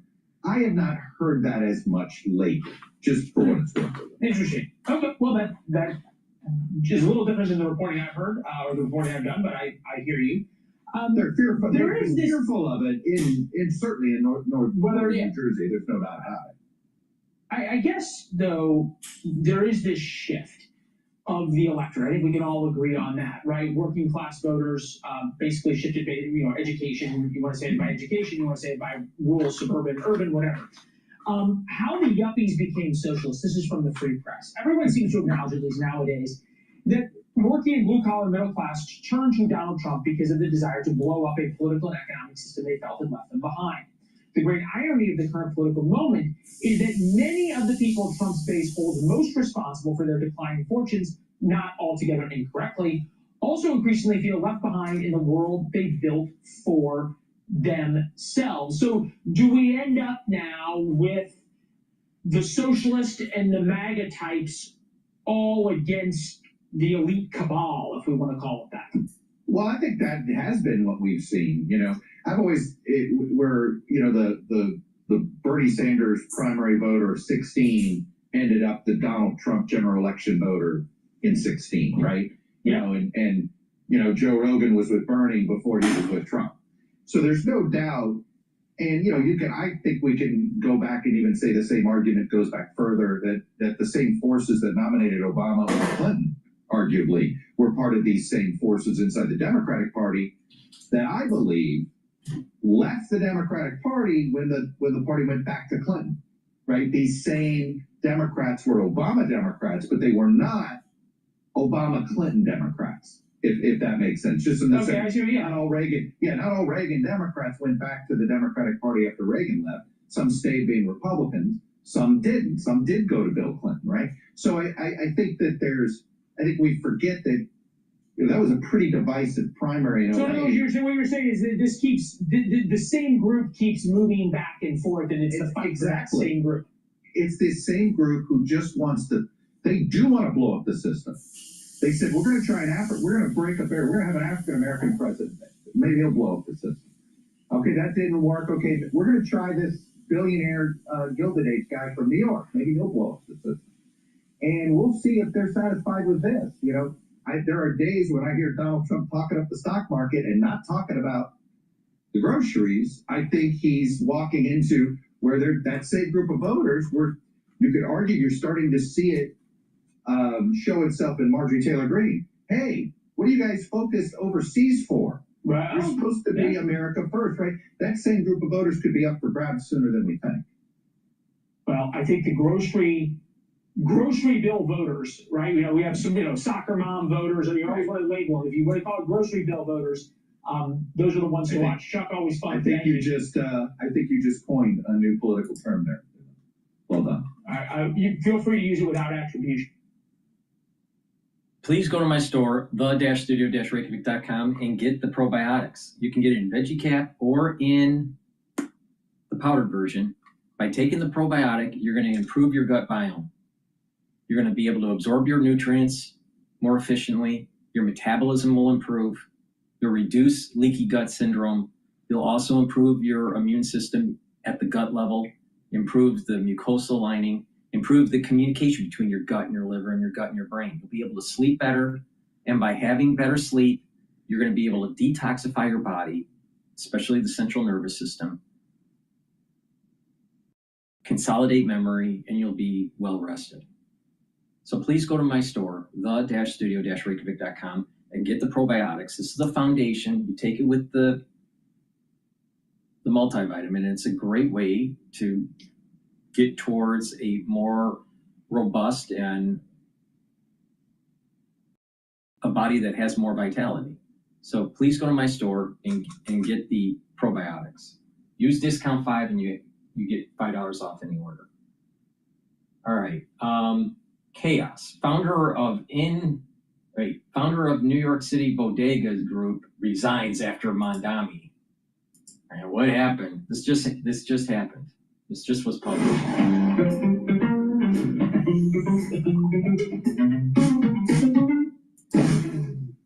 Headline.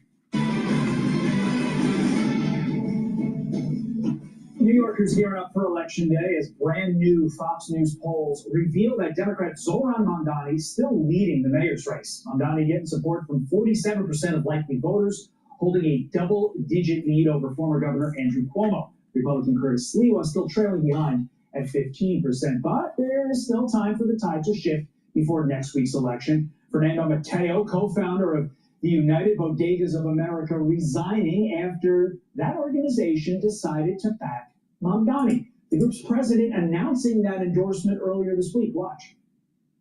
We are proud to stand beside Zoran Mamdani, a candidate who understands the struggle of everyday New Yorkers. Together, we want to build a New York City that is affordable for everyone. One is our concern to be safe in our bodegas, because be safe in our bodegas is not only the bodega, it's about our community.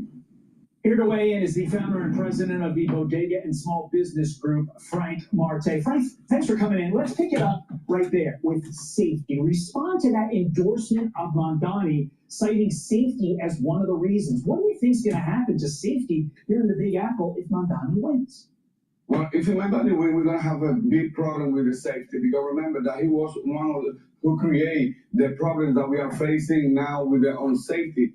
He was one of the ones that supported the police, not prosecuting, not press charge to the criminals. So we're gonna have a huge problems. I don't know how my friend got convinced to say that when all of the bodegueros, they feel that they were betrayed by someone that's supposed to represent it, and they know the problem that we have been facing with the public safety. That's our number one concern that we have. I think you're questioning of why somebody who's a friend of yours in your business, bodega owners, issued an endorsement like that, especially on safety, but also on money, also on the economy. And look at this poll. I think this may be somewhat telling. According to the Fox News poll, 47% of New Yorkers think that Mamdani would do a better job with the cost of living.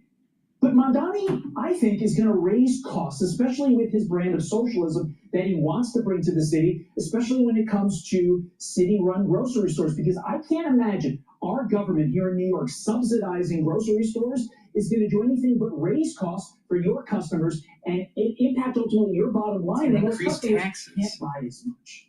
Exactly, and that's something that has to fail all the time. And they want to use our tax-paid money to compete with us.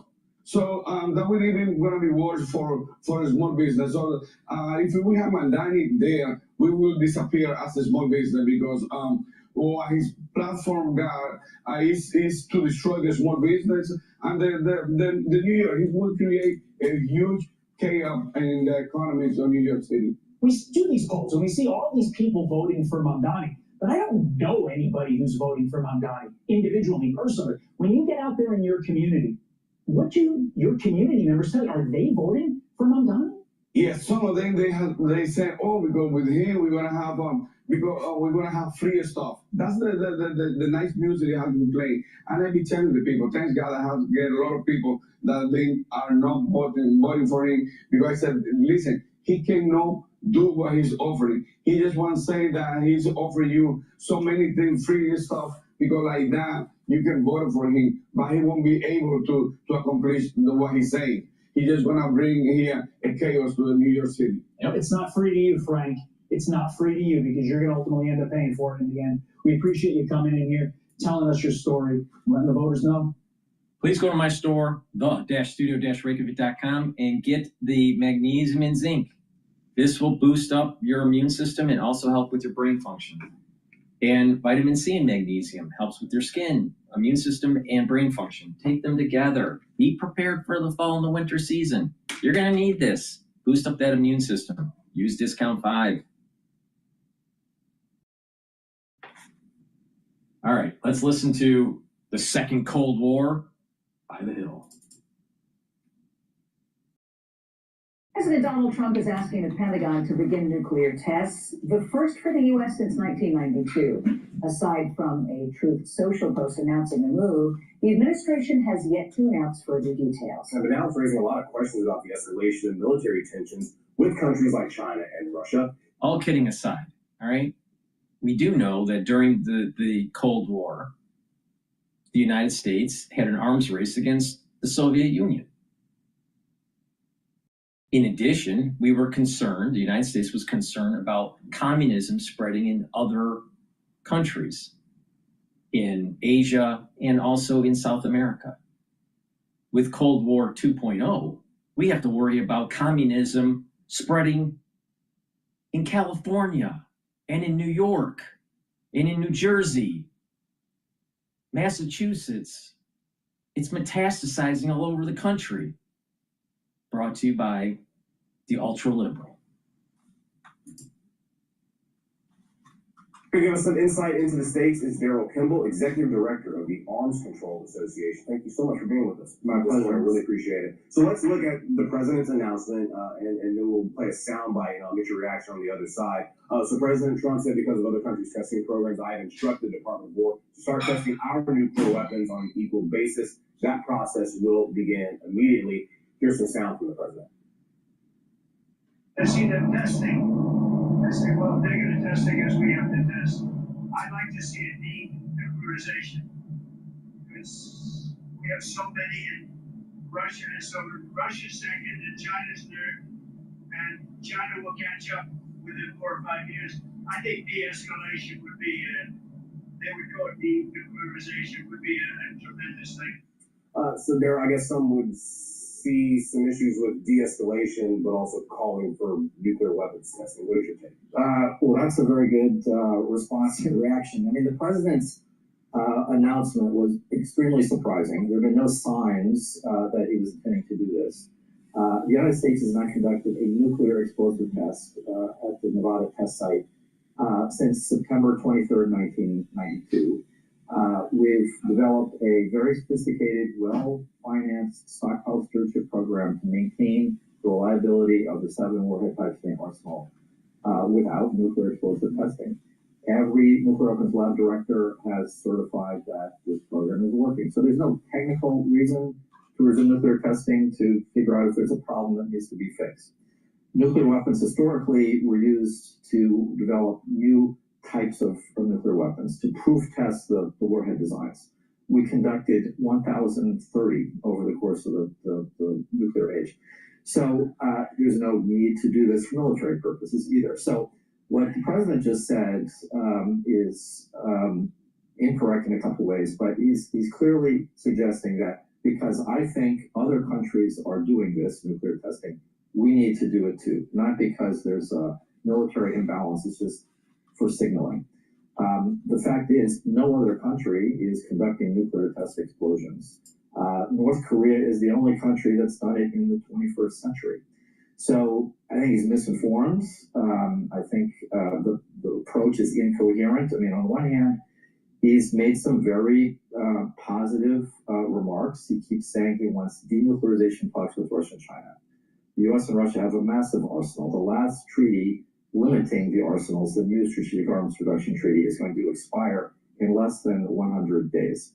And he's said, I think we should keep those limits on. Putin has proposed keeping the limits on for a year.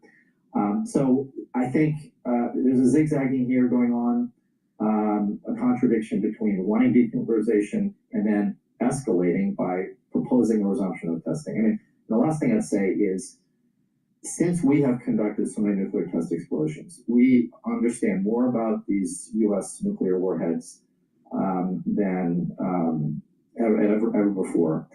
Other states who have not tested as much would benefit if the door to nuclear testing is opened again. And this would be a 180-degree shift in U.S. behavior.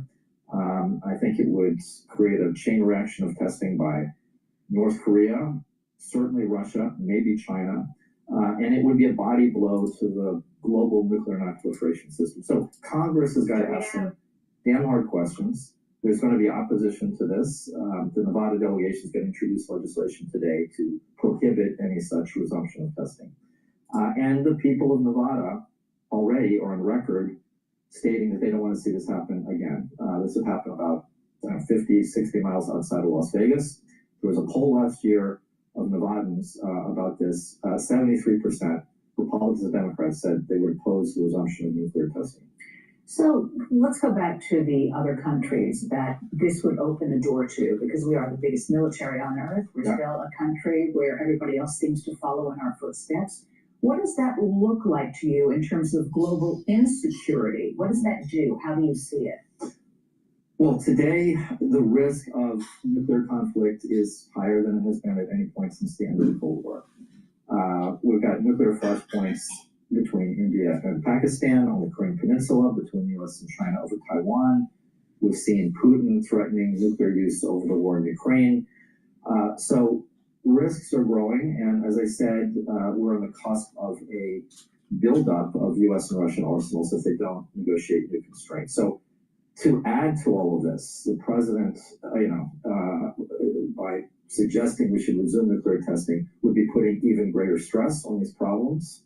And he would be, as I said, opening the door for the North Koreans to resume testing, which can only help them develop new types of warheads, warheads that are designed to hit the United States and South Korea and Japan. And he would lead Vladimir Putin to mirror U.S. behavior by resuming Russian nuclear testing, and they're developing some exotic new delivery systems, but not yet new types of warheads. So this would be, a terrible own goal, to use a soccer analogy. And I just think he is misinformed and maybe confused about how all this will play out. So when I hear nuclear weapons testing, I think about all the old footage that we've seen, the ocean, big mushroom cloud rising up upon the horizon. Are we talking about like detonating nuclear weapons? What does it mean to test a nuclear weapon? Good question. So the detonation of a nuclear weapon means you're producing a chain reaction of release of nuclear energy. That is what a nuclear test explosion is. One question is how large is the blast? Full-scale nuclear test explosions were conducted underground at the Nevada test site in Russia, China, other countries, largely contained. There were some radioactive leaks. It would take the United States some 18 to 36 months, maybe longer, to put the equipment back in. It would cost hundreds of millions of dollars to do this in Nevada again. It would be a big operation. Now, there are other kinds of much lower yield nuclear test explosions that could be done at extremely small scale. They would still be technically a release of energy due to a chain reaction. Those could be done in a specialized room the size of the studio. Why? But the United States is not doing that today, nor do we believe Russia or China or other countries are.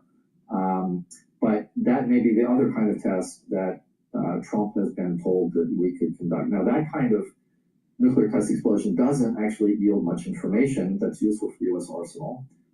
That's a scientifically, technically validated opinion. So that kind of test doesn't help us develop a new warhead or validate the program any better than our what are called subcritical nuclear experiments that the U.S. conducts about every 6 to 9 months in Nevada to make sure that the existing warheads in the arsenal are performing as designed. Let me go back to the very beginning, because the president said he wanted to do testing on an equal basis. Yeah. And that seemed to infer on delivery systems like Russia is doing. Yeah, well, lots of us were a bit perplexed about what he meant, because just recently the Russians have conducted a couple of flight tests of a couple of new exotic systems. The U.S. and Russia conduct regular tests of their delivery systems, their intercontinental ballistic missiles. But as it turns out, he's talking about nuclear weapons testing. Now, when he says on an equal basis, that implies, and then in that later clip, he said that I think that other countries are conducting nuclear tests. Well, there is no evidence that Russia or North Korea has conducted nuclear test explosions as defined by the 1996 Comprehensive Test Ban Treaty, which, by the way, we signed in 1996. We haven't ratified it. Russia has signed. China has signed. 187 other states have signed. That is the global norm. And so Trump would here, in this case, if he succeeds, and I don't think he will in the end, be breaking yet another norm, but this one relating to global nuclear security. All right. Darryl Kimball with the Arms Control Association. Darryl, we appreciate the insight tonight. Thanks so much. Mankind is rapidly getting to the point where we may go extinct. Please go to my store, the-studio-reykjavik.com, and get the heirloom barley before you go extinct. Now, heirloom barley is a micronutrient protein made from heirloom barley. You can't get this type of barley at the regular store. This is very special stuff that you should be taking every day. And what does it do? It brings down inflammation, detoxifies your body, and also soaks up free radicals through superoxide dismutase. Now, this is a month's supply. It's a powder. It's a high-density protein micronutrient. And how you take this is that you mix it with soft foods like hummus or applesauce or maybe even yogurt and take it every day. You can also mix it with just filtered water. You can put it in a smoothie. You can mix it with your food or even just with milk. But take it every day. And by detoxifying your body and bringing down inflammation and soaking up those free radicals, you're helping your immune system, your endocrine system, your brain function, even your cardiovascular health, because you're bringing down inflammation and reducing plaque formation. So please go to my store and get the heirloom barley. Very high quality, and take it every day. Collagen. This is a dual purpose supplement. It's a month's supply. It's also in a powder. You take it the same way as the heirloom barley. And you can stack the two together if you want. That's what I do. Now, collagen can help with your skin, your hair, and your nails, your cartilage, your bone density, your musculature. So it behooves you to take this. Now, do some resistance training and get the max benefits. Please go to my store and get the collagen. The typical amino acid profile is shown on the screen here. Very high quality collagen. Go to my store, the-studio-reykjavik.com, and use discount 5 and you get $5 off any order. All right, now what we're going to do is go to Fox Business, talking about a significant inflection point coming for Democrats in Shutdown next week. All right, let's see here. Okay, this was published about 40 minutes ago. Roger Marshall. Senator, it's great to see you. We so appreciate you joining us. What is your response to the president saying, get rid of the filibuster and reopen government? Well, good morning, Maria. You know, I never really ever seriously considered ending the filibuster until this very, very last week. There's no doubt ending the filibuster allows us to open the government.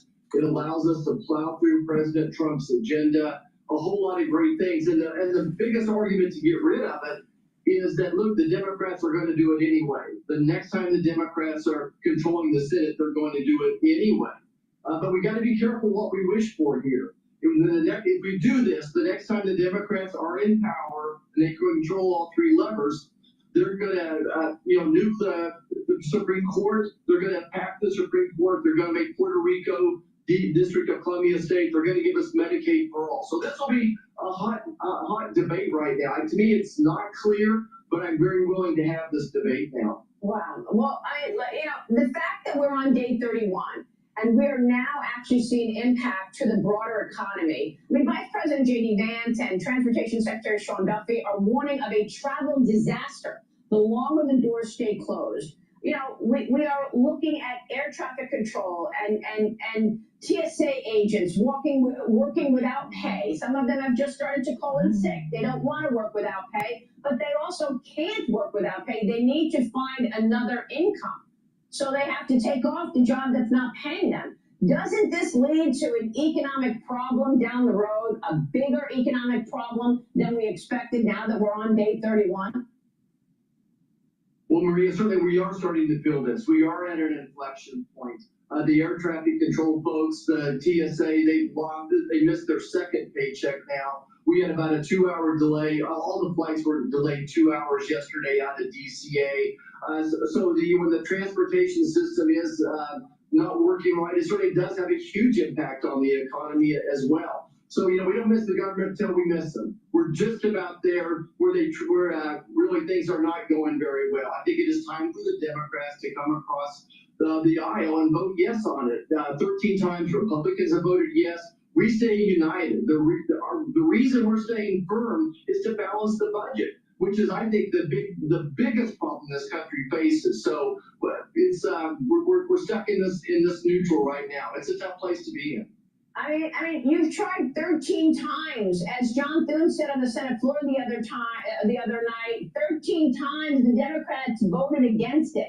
We're now at day 31. We are actually seeing massive snarls in air traffic. And if people start canceling on the trips going into the busy holiday season, that is going to have a direct impact on the economy. What other choice do you have other than do the nuclear option, get rid of the filibuster, and reopen this government? Well, Marie, the option is to keep negotiating and go through what we call regular order. Senator Susan Collins has, I think, 8 of the 12 buckets of funding for the government done. The Democrats need to come back to the table and negotiate with us once again. But I think they're starting to feel the pain. They're spinning on their heads like tops right now. I think that next week there's going to be a significant inflection point. They get these governor's races behind them. They can plant the flag. They were going to win them anyway. But they've got as President Trump said, they've got Trump derangement syndrome. They've got a gold card now for Trump derangement syndrome going on right now. This is a political shutdown. It's being run by the legacy media along with the far left part of the Democrat Party. Well, that's another thing that you mentioned. I mean, the media, once again, the media is going along with the talking points and not holding anybody to account, except on that C-SPAN clip that we just showed. She did hold her to account. She tried to get out of the reason, the fact that they already voted for the same clean CR earlier in the fall. Look, all of this in the face of House Oversight Republicans urging the Department of Justice to probe former President Biden's auto pen use. After the report of the investigation, Committee Chairman James Comer told me that executive action signed via auto pen should be null and void. And I want to get your take on this because House Republicans now are calling for the impeachment of Judge James Boasberg after new FBI files revealed that former special counsel Jack Smith called AT&T, Verizon. He requested all the records and the communications of sitting lawmakers related to more than 430 individual and organizations who are Republican, all aimed at Republicans. I spoke with Jim Jordan, the chairman of the Judiciary Committee, yesterday about the major telecom companies releasing the senator's phone records. Watch this. Is that normal protocol that a major telecom company is going to give up everybody's information on their phone, even if including a sitting senator? Yeah, this is how the FBI operated, and they don't tell the person who's being targeted until after the fact, until months or years later. This is how pervasive it was, and again, it's why I think it's important we dig into all this. And frankly, I think it's important that when we find individuals who are part of this entire broader operation of weaponizing the government against your political foes, against your political enemies, I think it's why we hold them accountable. Now, we now know that AT&T ultimately declined to comply with the subpoena for Ted Cruz's phone records based on what AT&T said were protections provided through the speech and debate clause in Article 1 of the Constitution. However, Verizon gave up the information, we're told, by Chuck Grassley. Your reaction to this, Senator? Well, Maria, well, shame on Verizon. But I think the Supreme Court has something to do with it, that they can do about this. Let's go back to Russia, and the FISA judges involved with that. Those people should be disciplined and kicked off the court as well. I think that the Supreme Court can be much stronger here and manage the courts and say, look, these people are not fit to serve. The judges involved with this need to be reprimanded along with the FBI, whoever was involved with it as well. I got faith that Kash Patel is going to discipline the people in the FBI. But the question is, how do we get at these judges? I think the Supreme Court has a role, and perhaps indeed Congress should do this as well. Let's impeach one of those judges and then set the standard, set the stage that'll be so they don't do it in the future. Well, how does a judge order a telecom company to give up the phone records of their political opponents? How, the lowest levels that they will go to actually take down their political enemies, it's just extraordinary to me. It really is. And I wonder, and by the way, there's also evidence here from Chuck Grassley that the judge told these companies, don't tell Senator Cruz that we're asking. Don't tell Bill Hagerty that we're asking. Marsha Blackburn, all of your colleagues. Were you also tracked? we're still going through the list. I guess there's 179 members now. I was not part of the original 8 or 9, but I know they were after another 179 as well. But the Democrats invented lawfare. The FBI, once upon a time, the most respected law program in the world, and here we are today having this discussion. It just makes my stomach turn. Again, I think this is part of this Trump derangement syndrome, but let's go after the agents, let's go after the judges that participated in this, and Verizon obviously has some questions to answer as well. It's probably time to impeach one of these judges. Wow, incredible. We're going to be watching your work, Senator. Thanks very much for being here this morning. We will be watching this government shutdown. Real quick, what are the odds government opens next week, do you think, Senator? Oh my gosh. Let's go 55%. 55%. All right, thank you so much. We will see you soon.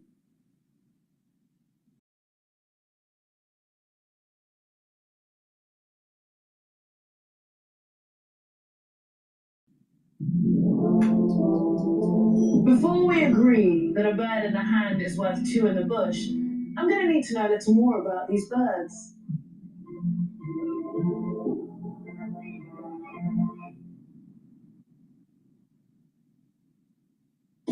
Are you struggling in discrete math?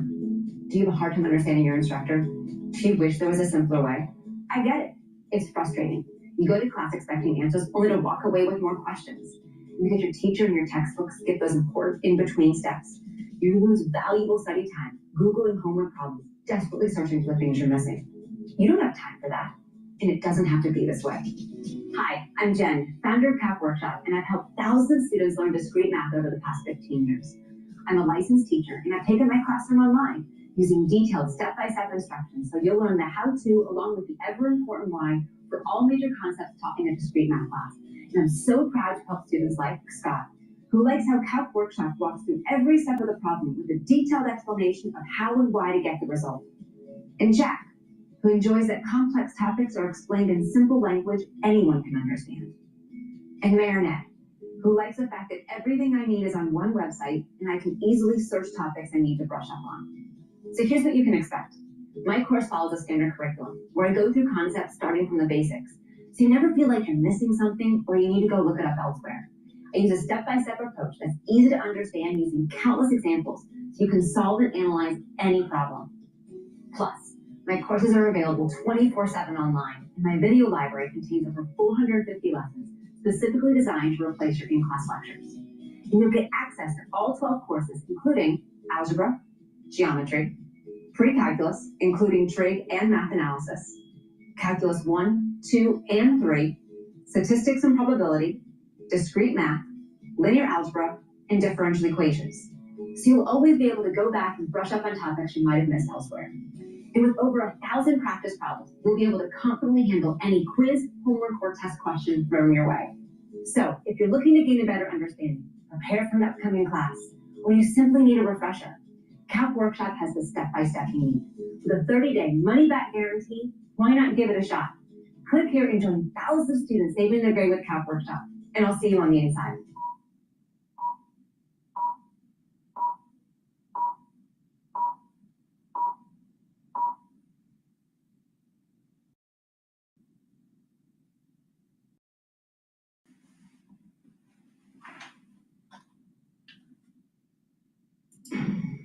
It actually worries me a great deal because I think it's not just amazing about what's over the last number. I'll start with oil because it's higher. Of course, the U.S. plans to strike military targets in OPEC producer Venezuela. Brent, this is the international benchmark, is up 0.2% right now. Big tech that's fueling the gains that we are seeing today. Amazon, the best performing stock in the S&P 500, delivering blowout results after the close of regular trading last night. NVIDIA unveiling new partnerships with South Korea's biggest firms. So this extends the global push to expand AI infrastructure. Real quick, looking at shares of Reddit right now, they delivered better than expected forecast for fourth quarter sales. This looks like the company's advertising business is going to continue to grow at a pretty steady clip. This comes a year and a half after the initial public offering. Right now, the share is up just about 17%. S&P 500, that's All right, so the S&P 500 is at 6,849. VIX is trading just under 17 right now. Please go to my store, the-studio-reykjavik.com, and get the omega-3. This will help you to control your lipid profile and bring down systemic inflammation, and that way you're reducing the chances of plaque buildup.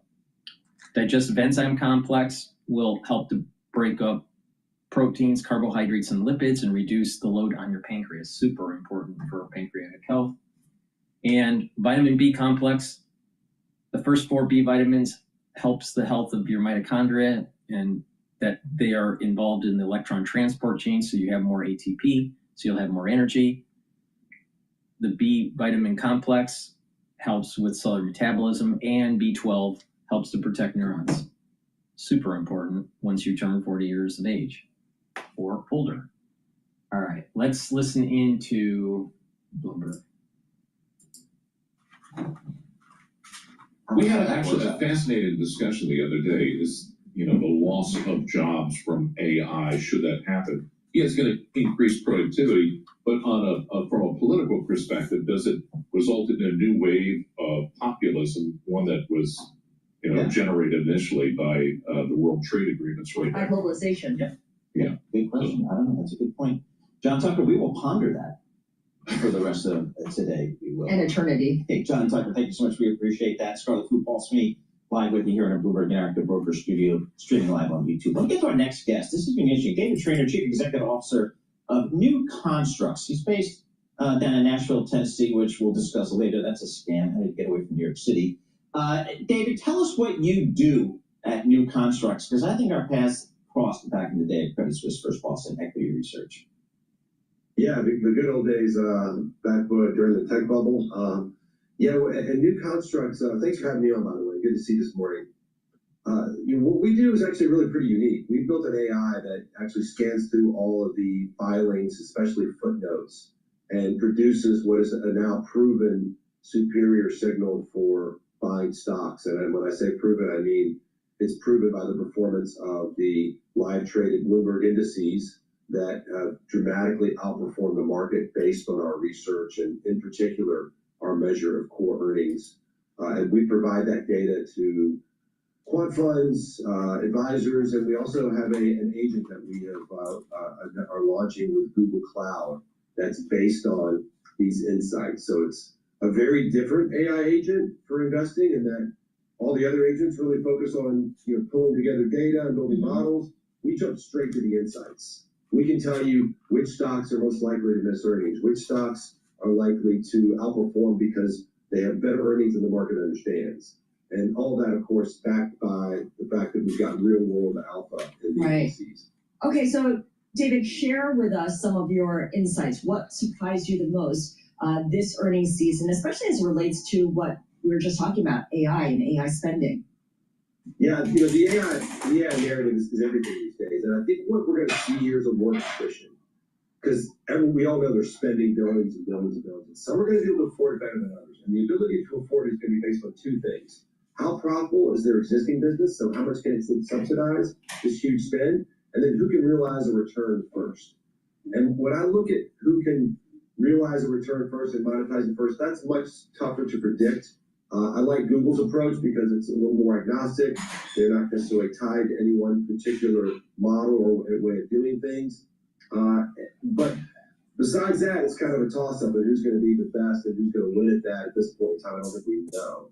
But when we look at who's got the money, who can show us the money to sort of really continue to spend, top of that list in terms of cash flow, if you got NVIDIA, Apple, Google, Microsoft, Meta to a lesser extent, but the one company that doesn't make nearly as much money as people think is Amazon. Their free cash flow been negative to the tune of 30 or 40 billion for several years. So how do you look at financial, David? How differently do you look at financial statements or financial analysis that may be different from what traditional, looking at the, EPS and cash flow and that kind of thing? Yeah, it's just a more comprehensive approach. It's what Warren Buffett has always said people should do. It's what his mentor Ben Graham and all of sort of the old school people who like to sort of roll up their sleeves and read the 10K or the annual report from cover to cover. That's what I did when I was on Wall Street. But I saw that there was ways to get technology to do it better. And it's taken us 20 years to perfect it, to get it right. It's not easy. That's the thing that people often misunderstand about AI. To really get it to work, you've got to have a perfect data set. You have a good ontology, all these kinds of things we don't see anyplace else. But yeah, the answer is that we're just doing a more comprehensive job. We're looking in all the dark corners at most. Thing when it comes to arbitrage, being able to find important information that might give insight on how companies may perform. As more people use the tool, that arbitrage of information starts to nullify itself. Please go to my store, the-studio-reykjavik.com. Get the resveratrol. Resveratrol will help with youthful gene expression and get rid of cells that are in senescence. Super important for an anti-aging protocol. Resveratrol also helps the health of your mitochondria, so you'll have more energy. This stacks well with C60, Clarity Factor, Ubiquinol, and NAD+. Clarity Factor gets rid of brain fog, allows you to concentrate. And over time, this will improve your neuroplasticity, so you are thinking faster and your memory will improve. Please go to my store and get the Clarity Factor. Take it every day so you can concentrate on tasks at home and at work or in school. And if you're 40 years of age or older, your gene expression for building muscle starts to decline. Take Myotrol and do resistance training. This has polyphenols, flavonoids, and lignans to help with the gene expression to build muscle and to maintain muscle. Myotrol will also help with the health of your mitochondria, so you have the energy to maintain your muscle. This is super important to slow down the aging process. Please go to my store and get the Myotrol.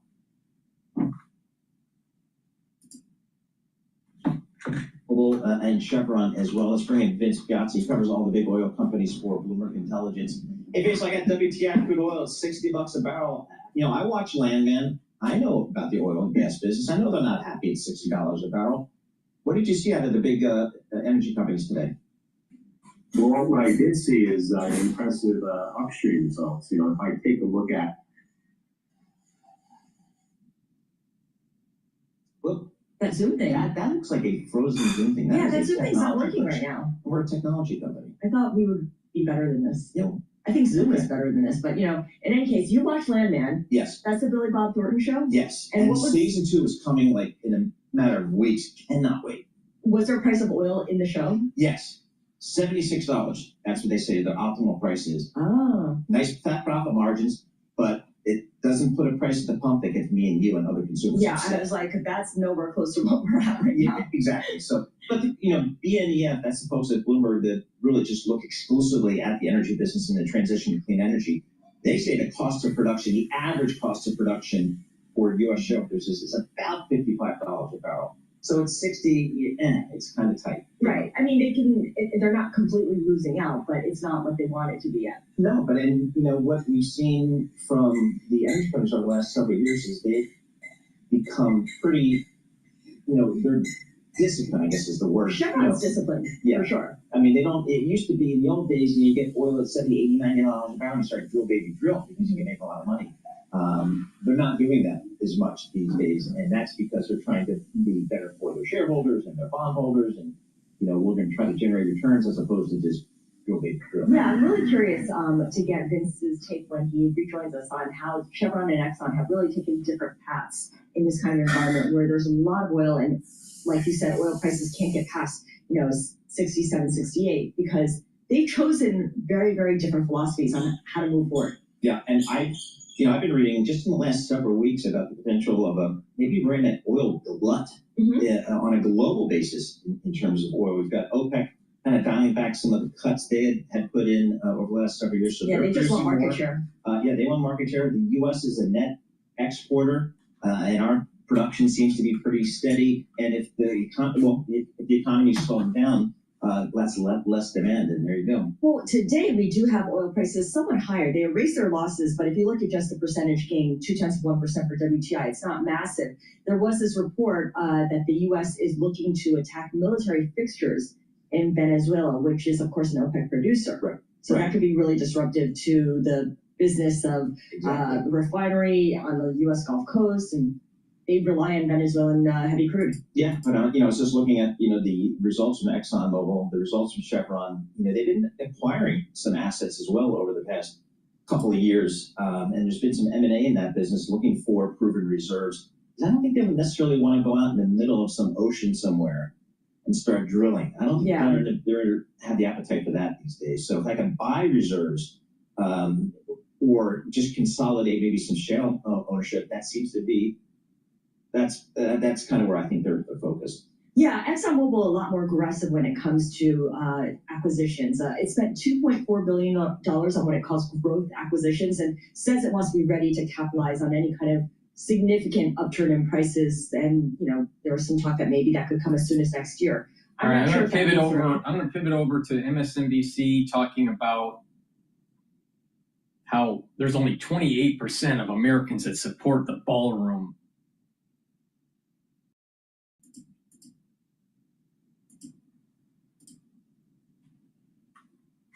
The Washington Post ABC News Ipsos poll we were talking about earlier also found a majority of Americans do not support President Trump's ballroom at the White House. 56% oppose the project. That coming. Only 28% of Americans support that expensive new ballroom. 16% not sure yet. Can I ask a question, Willie? Who is that 28%? They love it. Are these like MAGA people that are like having trouble like paying their car loans and paying their healthcare costs, and they're going, oh, I love the idea of the president deciding in the middle of this crisis and government shutdown to tear down half of the White House and put up a Marie Antoinette memorial ballroom. I mean, who are those 28%? People ride or dies with them. But the thing is did they inform the person that was taking the poll that it's 100% paid for by private donors, or part of it's being paid for by Trump? That there's no public money that's going into this? This changes no spending by the government. What the hell? It means nothing. It means nothing in terms of deficit or debt or anything like that. Once again, MSNBC, Orange Man bad, he must do everything wrong. When the Washington Post calls, you say, I'm with him. I'm with him. Independents, by the way, overwhelmingly against the ballroom. 61% of them. Those people vote a lot. They oppose that addition to the White House. So, well, not a huge surprise there, but just now we see it in the numbers. Yeah, and Sam Stein, I guess the question is, why? Again, with everything that's going on right now, is there no Republican that can go over to the White House and say, Mr. President, you're really not helping matters here? Well, hold on 1 second. Let's wait and see what the polls look like after folks see the gold trimmings. Yeah, and the chandeliers. They haven't seen the final product. Okay? It's premature. That is true. That is true. And maybe if they hold up their insurance premiums to the gold chandelier, maybe they see like a secret message in their lottery numbers. I don't know. Honestly, this has been kind of mind-blowing to me. The metaphor, obviously, of tearing down the White House is one thing, but, the building of a structure that's going to dwarf the White House and to have it financed by the biggest corporations in the world and have it, decked out in gold and dangle the possibility that it's going to be the Donald J. Trump ballroom. I mean, this isn't like genius stuff to realize that this is going to backfire on you.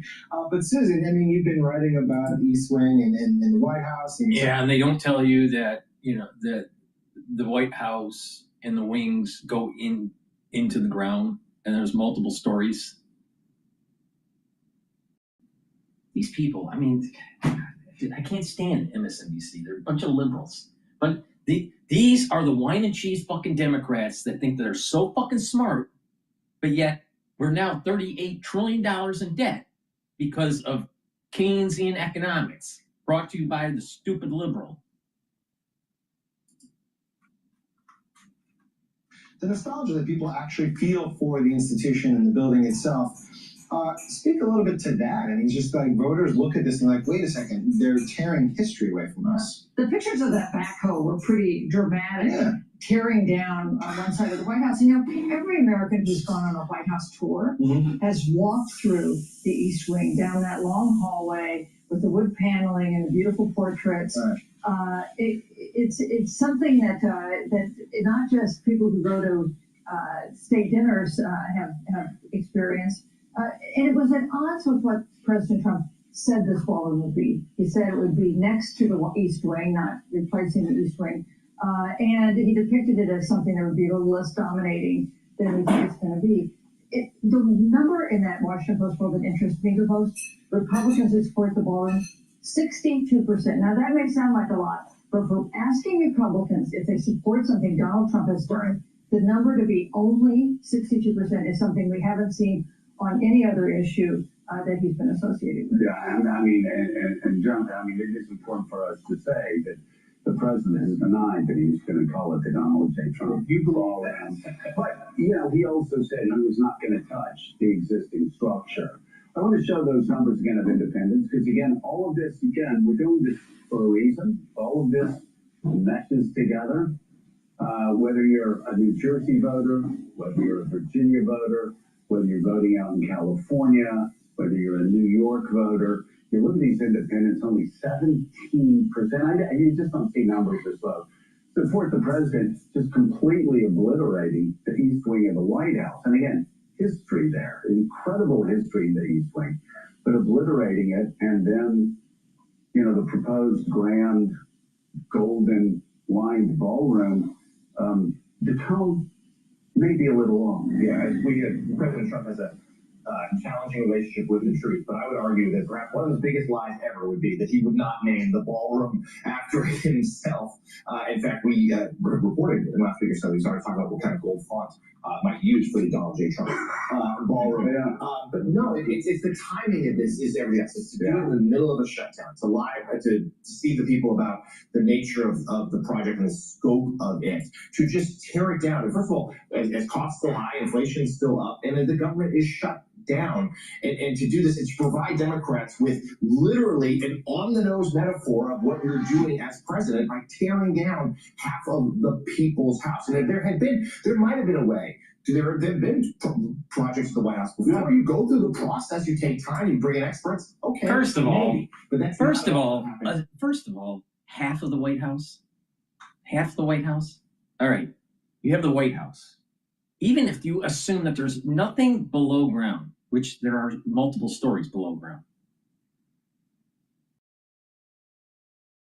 Let's just assume that you have that there's nothing below ground. You have the White House, you have the White House proper, the West Wing, and the East Wing. All right? In terms of not volume, but overall square footage of the land, not of the stories, but of the land, it's roughly 1/3, 1/3, 1/3, roughly. All right? If you take out the East Wing, it's not half of the White House.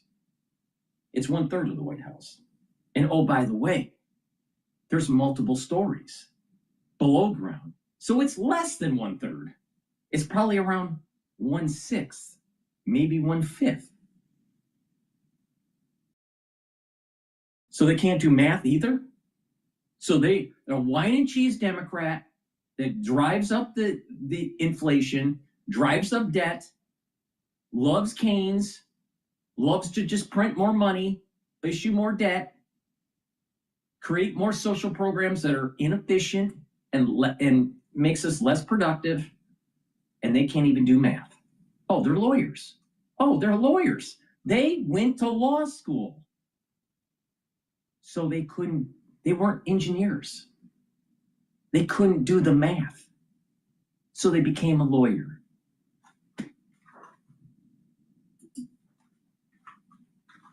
And there are people that are saying, you know, if he had done it the right way, if he had talked to others, there would be a lot of people who say, you know what, maybe it's a good idea when the president of France comes over, that we don't take him out and have to set up a tent. to have a steak dinner. He could have gotten support for this. He actually could have gotten support. If he had done something that he doesn't like doing, that is actually work with other people and set up a ballroom that's not grotesquely out of proportion with the rest of the White House, and to keep the East Wing where it is. This could have easily been done. You just didn't do it that way, Willie. And again, it's all about timing. You look at the government shutdown, of course. You look at the right track, wrong track numbers. I mean, they're really bad and upside down for the president. And you look at the president's standing on the economy, it's lower than it's ever been, like first term or second term. If you look at the 5 polls that came out this past week, I think they average, in the mid to high 30s. So the wrong time to be tearing down the East Wing of the White House and proposing the grand ballroom that many people believe will be the Donald J. Trump grand ballroom. And no average American will ever see the inside of that ballroom. No average American will sit on that new Mar-a-Lago style patio that was the Rose Garden. He's creating a country club for the... No average American, but yet if you buy a ticket, you do a White House tour, you'll probably see it. Once again, a journalist and lawyers don't know jack shit.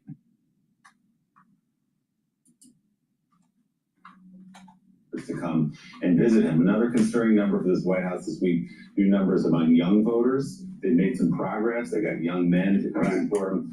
Young people in this country, it is a struggle. We don't talk about it enough. It's hard to find a job, first of all. You can't buy a house until you're 40 years old or whatever the average age is now. There's a real struggle, and young people don't see a government that's helping them get through that. So, a lot of job prospects for new grads and individuals coming out of high school, not very good. It's high unemployment in that cohort group.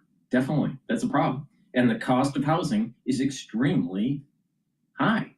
So being able to purchase that first home is more difficult. But if you move farther away from the cities and more into suburbia and the outskirts of suburbia, near the edge of the urban area, you know what? You can afford a home. And it may behoove you to do that because you buy in, and as the urban sprawl starts to move out 20 years later, you probably have doubled your money. Why do you have to live in New York? You don't. Please go to my store, the-studio-reykjavik.com, get the Boomer Boost. The Boomer Boost has 68 nutrients. It's a very comprehensive compound profile. This will help multiple systems, your cardiovascular health, brain function, musculature, rev up your metabolism, and boost up energy levels. So please go to my store and get the Boomer Boost. Take it every day. This is a month's supply. You mix it with soft foods, filtered water, a smoothie, or even with just milk. But take it every day. And you will notice within 72 hours of taking this that you will have more energy and you will have more activity. You will want to be more active. And by taking this over longer periods of time, you will notice that your immune system and your endocrine system and your brain function are all improving, and you will look younger. This will help to slow down the aging process. So please go to my store and get the Boomer Boost. And you can take it separately or you can stack it with the Boomer Boost. I stack it. And that is the Gladiator Barley. Gladiator Barley will help to build muscle. It'll also bring down inflammation, soak up free radicals, and detoxify your body. By bringing down inflammation and detoxifying your body and soaking up those free radicals, you're helping your immune system, your endocrine system, and your brain function, your vascular system.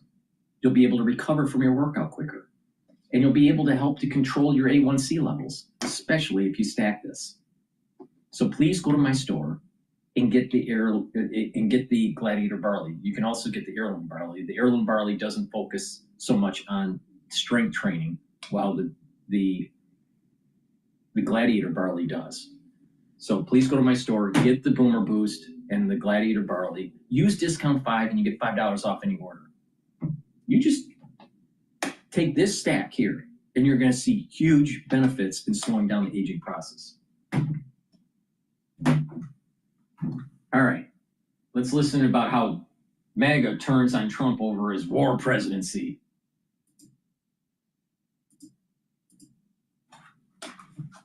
Retailer agree most prominently, but others as well, sort of saying, look, this is not what we sort of wanted out of a MAGA president, right? What is going on here, President Trump? Donald Trump returned from South Korea this morning, where he met with the Chinese President Xi Jinping and made a series of announcements on closer trade ties. Trump scored the meeting a 12 out of 10, so he was very happy about it all. But that's maybe just a truce in the trade wars rather than a forever love affair. Meanwhile, less love is being spread towards Venezuela. Its president, Nicolas Maduro, accused Trump of trying to turn his country into a colony of the US. It follows the US claim to have killed at least 43 people in strikes on alleged drug boats near Venezuela. Other world leaders win or seem to lose affection of the US president, seemingly based on whoever last hosted him for dinner, with fawning compliments and promises of a Peace Prize nomination. Let's talk more about this now with Jamil Jaffer, Executive Director at the National Security Institute at George Mason University in Washington, D.C. Hi, Jamil. Hey, Neil. So we've had a lot of more diplomacy and shutting up.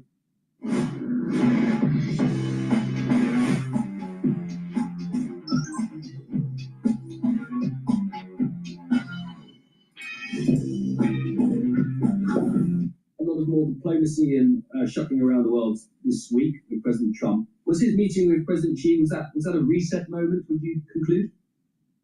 Well, I think the president certainly thinks so. He said a lot of very nice things about President Xi walking out of China and onto the plane. He does appear to have achieved at least something of a truce in the trade wars. He's agreed to reduce by 10% the tariffs on China, in particular, cutting in half the 20% tariffs he imposed as a result of the fentanyl trade coming out of China. He says he's got a deal with President Xi to reduce the amount of fentanyl coming to the United States. So obviously is a good deal for America, or is important for America because of the tens of thousands of people being killed by fentanyl every year. Beyond that, it looks like the president said that President Xi has agreed to start sending rare earth metals and magnets and the like to the U.S. again. Of course, what China said on the other side, though, is that they are pausing their actions taken in October. They didn't mention the actions taken in April, so it's still a little unclear what exactly all this means. We haven't seen any text of the deal. We've just got the Chinese translation on President Trump's post on Truth Social. So we'll see what it all means in the long run. But at least for now, both leaders will be talking nicely about each other and appear to be cooling down, or at least temporarily cooling down, the trade war. Yeah, what would have happened to make it a 13 out of 10 meeting? Well, that's a great question. Maybe some sort of a further deal on TikTok, and it does appear the president wants to get that done. It does appear the president also, does think he's gotten some consensus on fentanyl, although it's not as much, I think, as he wanted. So we'll see. Maybe a Nobel Peace Prize nomination for the Chinese would have gotten to 13 or maybe even a 15 out of 10. That offer of putting it forward for a peace prize, that does carry a lot of favour with the president. And it's seeming if you want something for your country, if you want tariffs reduced, if you want military support, tell him he's going to get the prize. It does appear to work for Pakistan and not so much for India. So it does, at least in that dynamic, appear to have made something of a difference.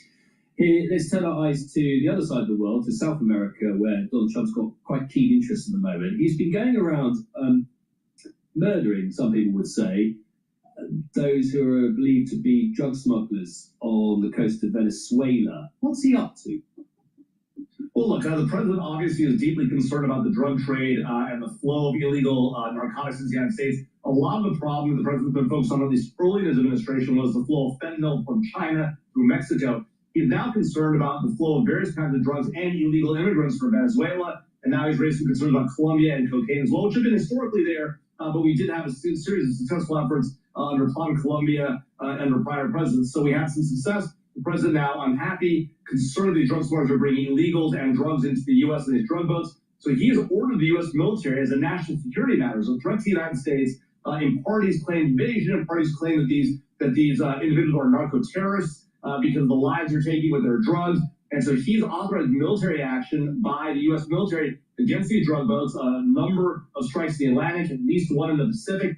And he also disclosed last week that he authorized CIA covert action, not typically announced by American presidents, in Venezuela, not clear to what end or what kind of covert action. Clearly a threat against the Maduro regime. We've also seen the aircraft carrier battle group now placed in the Caribbean. and overflights, or at least alleged flights by B-52s and B-1B bombers, nuclear-capable bombers off the coast of Venezuela. So a lot of sort of saber rattling going on when it comes to Venezuela and sort of Latin America right now for President Trump. Is it not constitutionally somewhat questionable to be using military tactics and strikes against individuals for what is a criminal activity?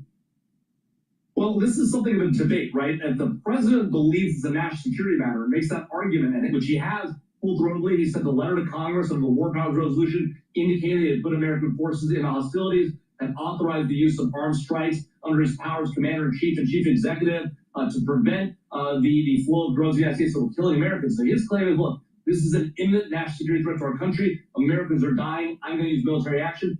Numerous presidents over the course of decades, even the course of the entire history of the American Republic, have used that authority and claimed that authority without authorization from Congress, without a declaration of war. That being said, when these things are sustained, Congress has sought to reel them in. Never successfully. The War Powers Resolution has now been around for the better part of 4 decades. It's never been successful. Congress doesn't seem inclined to enforce it in any way here against drug dealers coming from South America. Are you comfortable with that?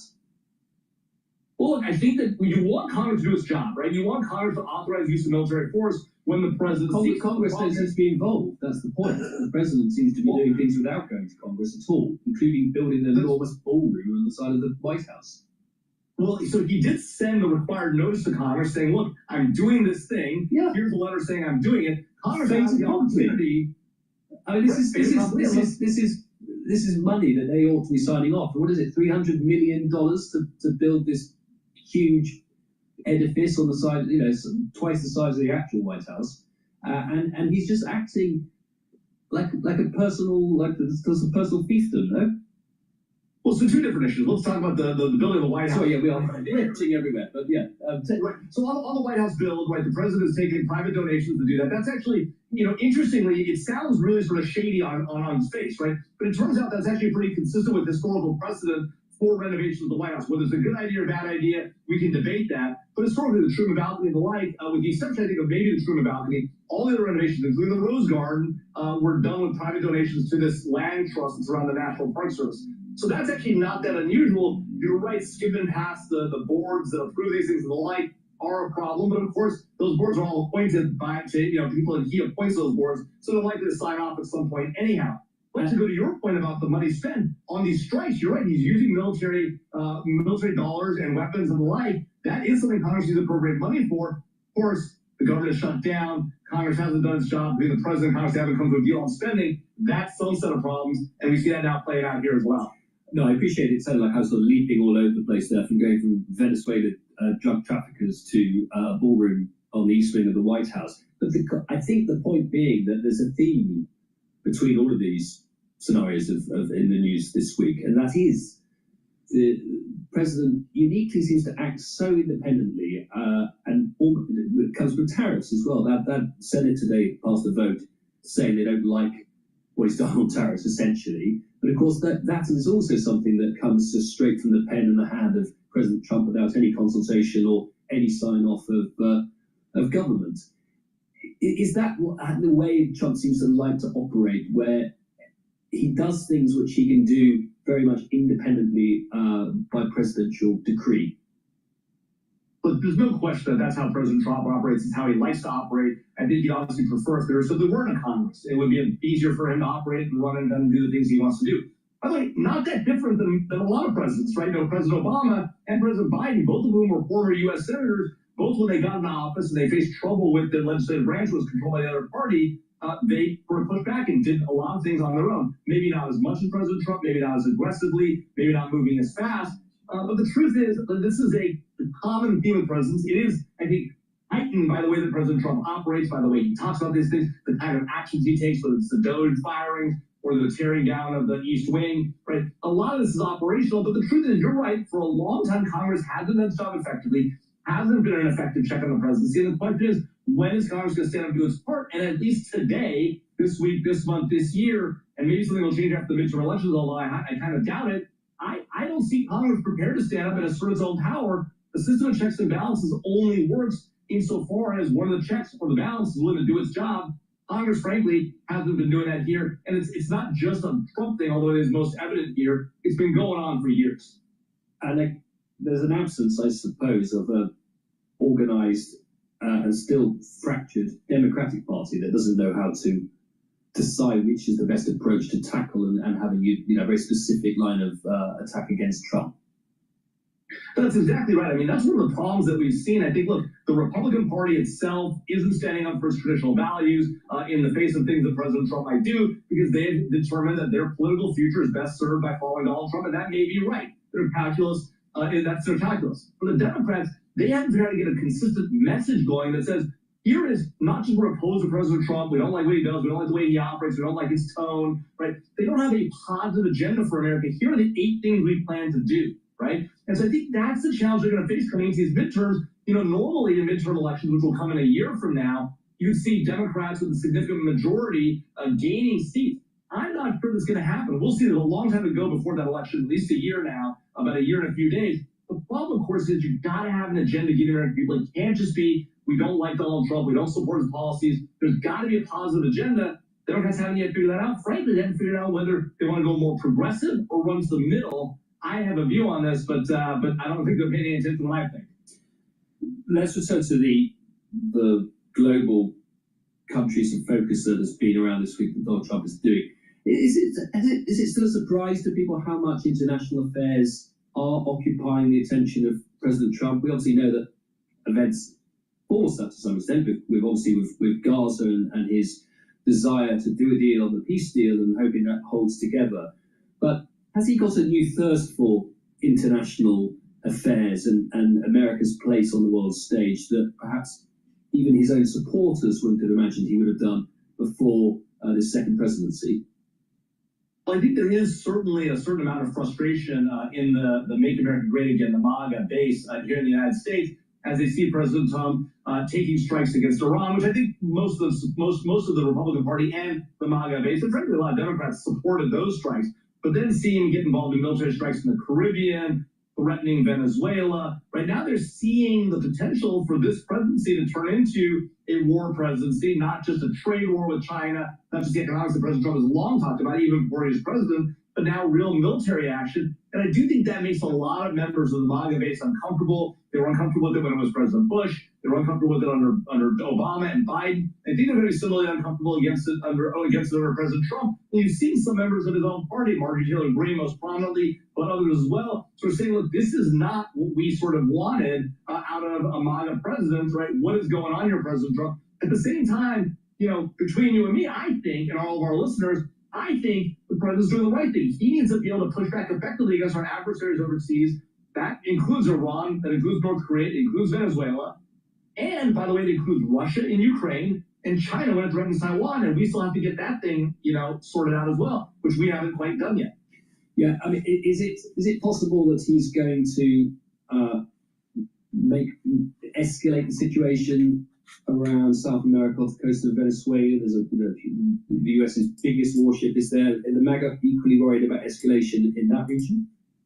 I think there's no doubt that they are big believers, and they elected President Trump in part on the agenda of ending all global wars. And I don't think they're really excited about seeing an aircraft carrier in the Caribbean and seeing B-52 and B-1 bombers flying off the coast of Venezuela, even as much as they might not like Nicolas Maduro or the drugs coming to the United States. It's one thing to take counterterrorism drug strikes against a bunch of boats or submarines in the Atlantic or even one in the Pacific. It's a whole different thing to get the U.S. military engaged actively in the Western Hemisphere. Even those, there are those who think this is the right thing for President Trump to be doing. I think his base is going to be very skeptical of that plan. Please go to my store, the-studio-reykjavik.com, and get the olive leaf extract. This is a dual-purpose product. This will bring down inflammation and help you control your lipid profile. By doing that, you're helping your immune system and you're preventing plaque buildup for your cardiovascular system. Vitamin D3 is a cofactor for gene expression. Also, vitamin D3 helps to absorb calcium, and vitamin D3 helps to get rid of cells that are infected. It forces the cell to go into apoptosis. This is very important to take during the fall and the winter season. So please go to my store, get the vitamin D3, and get the olive leaf extract, boost up that immune system. And with vitamin D3, you're helping your cardiovascular health and also your bone density. Do some resistance training with vitamin D3 and take in calcium and get those denser bone. So when you're in your geriatric years, your bones will be less brittle. All righty. All right, let's listen to The Economist about Mamdani.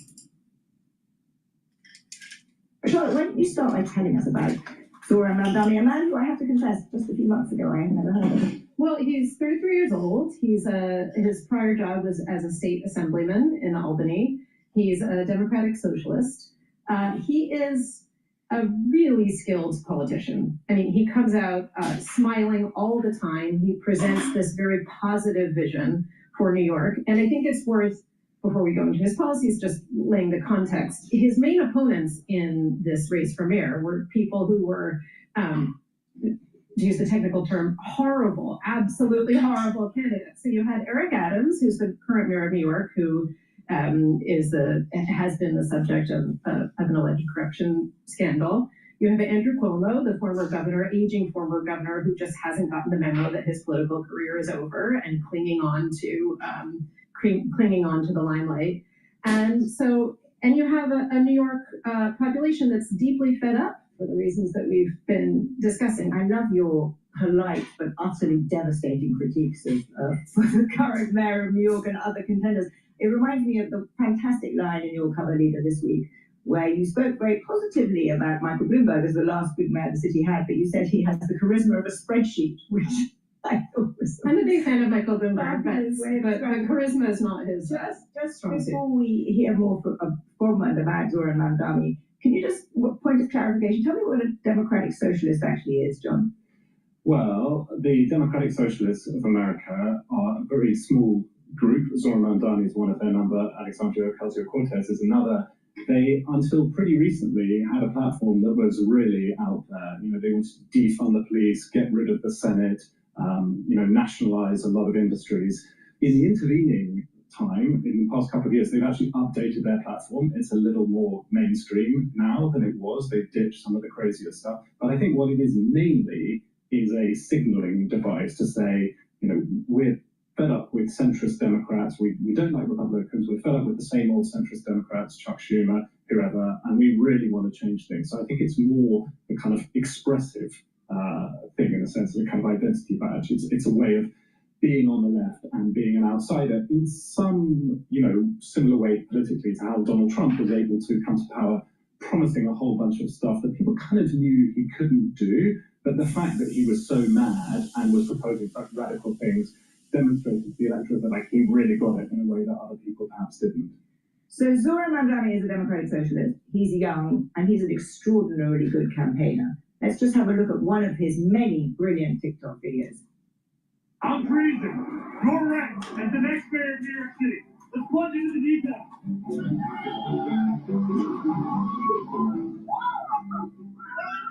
New York is living in unstabilized units, and their rents are set by the Rent Guidelines Board. The board is made up of 9 members, and the mayor appoints each one. Ed, you've watched a number of these Mamdani TikTok videos and Instagram videos. What do you take away from it? Are we all going to be doing this kind of thing soon? I tell you, I really like his energy and enthusiasm. I think it's a strong contrast with the kind of pessimism America's a hellhole kind of version of change. Well, think about it. They mentioned that AOC was part of a platform that wants to get rid of the Senate. Now, think about the wisdom of our founding fathers. I keep on saying this on every video lately. Plato warned us in the Republic about this conversation that was going on between different individuals and Socrates. And they were stating that once a democracy starts to take hold, where it's mob rule, the plebs are ruling, you'll move into tyranny. Now, our founding fathers made sure that we had a constitutional republic, not a democracy. So don't fall into this trap that we have a democracy. We do not have a democracy. Secondly, our founding fathers also understood some of the problems that Rome had. So they took the lessons learned from the Greeks, the Greek philosophers, and they also started to pay attention to, well, wait a minute, Rome had some problems. And that you needed to have branches of government to prevent one branch taking over the country. So for individuals to be represented from a population level, the House of Representatives was established. The upper chamber, which is the Senate, are the ones that have a longer duration for their seat, and they are more of the elder statesmen. The judicial branch takes care of, well, many things, but in terms of the Supreme Court, it takes care of making sure that whatever laws are passed are constitutional. Right? It does a few other things too, but that's the big part of it. Now, the judicial branch also has lower courts that deals with other issues at the federal level, and then you have states that have their own court system. But let's just stick to the federal level here. So you have the judicial branch, and then you have the executive branch. They're all co-equal. If AOC got what she wanted and did away with the Senate, then what would happen is that you don't have elder statesmen. You would have individuals that are up for re-election every 2 years at the House level. And so what happens is that the legislative branch is falling in the mob rule category that Socrates in Plato's Republic warned us about. If you go down that road, what will happen is that there'll be an erosion of your constitutional freedoms. You pay attention when some of the radical stuff that happens in the House, it gets toned down in the Senate, because that's where the elder statesmen are. So do we really want socialism? Because think about what socialism wants. They want a one-party government. They want to enter in, this is the will of the people, and then all of a sudden it's a technocracy. You have individuals that are doing top-down management. Is that what we really want? That's not what our founding fathers agreed upon. Socialism is dangerous. It's dangerous. And these people on The Economist, they push Keynes, they push socialism. They call them The Economists, and they're not even pro-capitalist.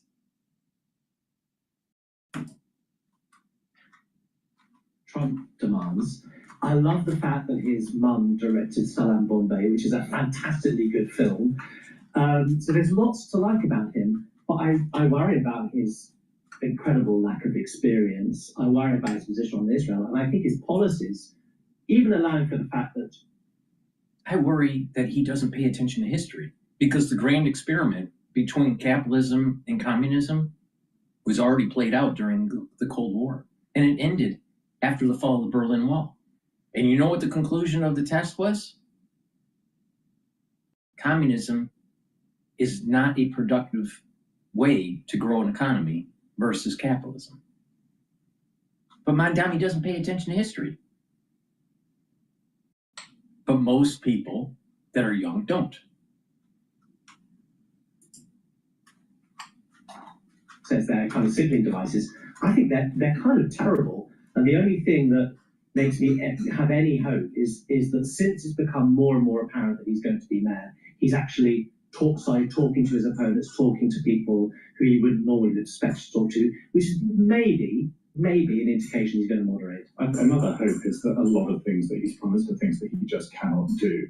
And so I suppose the optimistic case for Mamdani is that he both moderates. He's already made some noises about how he's changed his mind on defunding the police, and he's changed his mind on some of his more radical ideas. And some of the policies that we think, are bad, maybe there's some disagreement on how to. Let's work out what they actually are. He won't actually be able to carry them through. Let's actually, before we discuss what we think of his policies, let's have a quick summary of what they are, and let's hear from the man himself first. We started this campaign with 3 policy demands: freeze the rent, make buses fast and free, deliver universal childcare. Those are the same promises that we are going to end this.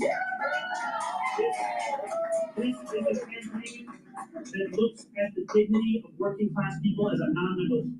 It's hard to disagree with that. The dignity of working class people is non-negotiable. Charlotte, what do you make of his promises? Are they realistic? Well, I think that the need that he identifies is real, as we've already discussed, the cost of childcare, all these costs that New Yorkers face. So I think he's absolutely right to make these the focus of his campaign, right on a policy level and right on a political level, which we can talk about whether you agree with that. I think his methods for how he would go about trying to make New York City affordable aren't, may not be passed because they require a giant tax increase, which would require the cooperation of state government, and he cannot do unilaterally. And that if they were passed, they just they have been proposed and might be implemented in a way. Isn't it amazing? Isn't it just amazing on The Economist? A bunch of Brits, all right? The Economist, right? We love New York. Well, New York doesn't love you. All right, so we're The Economist, and we're from Britain, and we love socialism, and we love Keynes, and we love to just print more money. And oh, by the way, we have a doom loop, and we're totally in debt. And the central bank, the Bank of England, can't do their quantitative tightening to sell off their balance sheet because they bought so many assets during the Lehman crisis and during COVID. And oh, by the way, our government is dissolving because it's totally incompetent. But we're going to tell the Americans on how to control their economy. Why don't they look in the mirror and realize that their failed policies is what's driving England into the ground? And so they want to promote Mamdani. Mamdani is part of the problem that the Brits have. Overspending to the point where you can't afford it. You just dig more debt, and eventually it comes home to roost, and you have a unproductive economy. But these are the socialists. These are the wine and cheese Democrats. These are the ones that are going to tell you they know better. They know better than Adams, Jefferson, Hamilton. They know better. They know better because they went to school.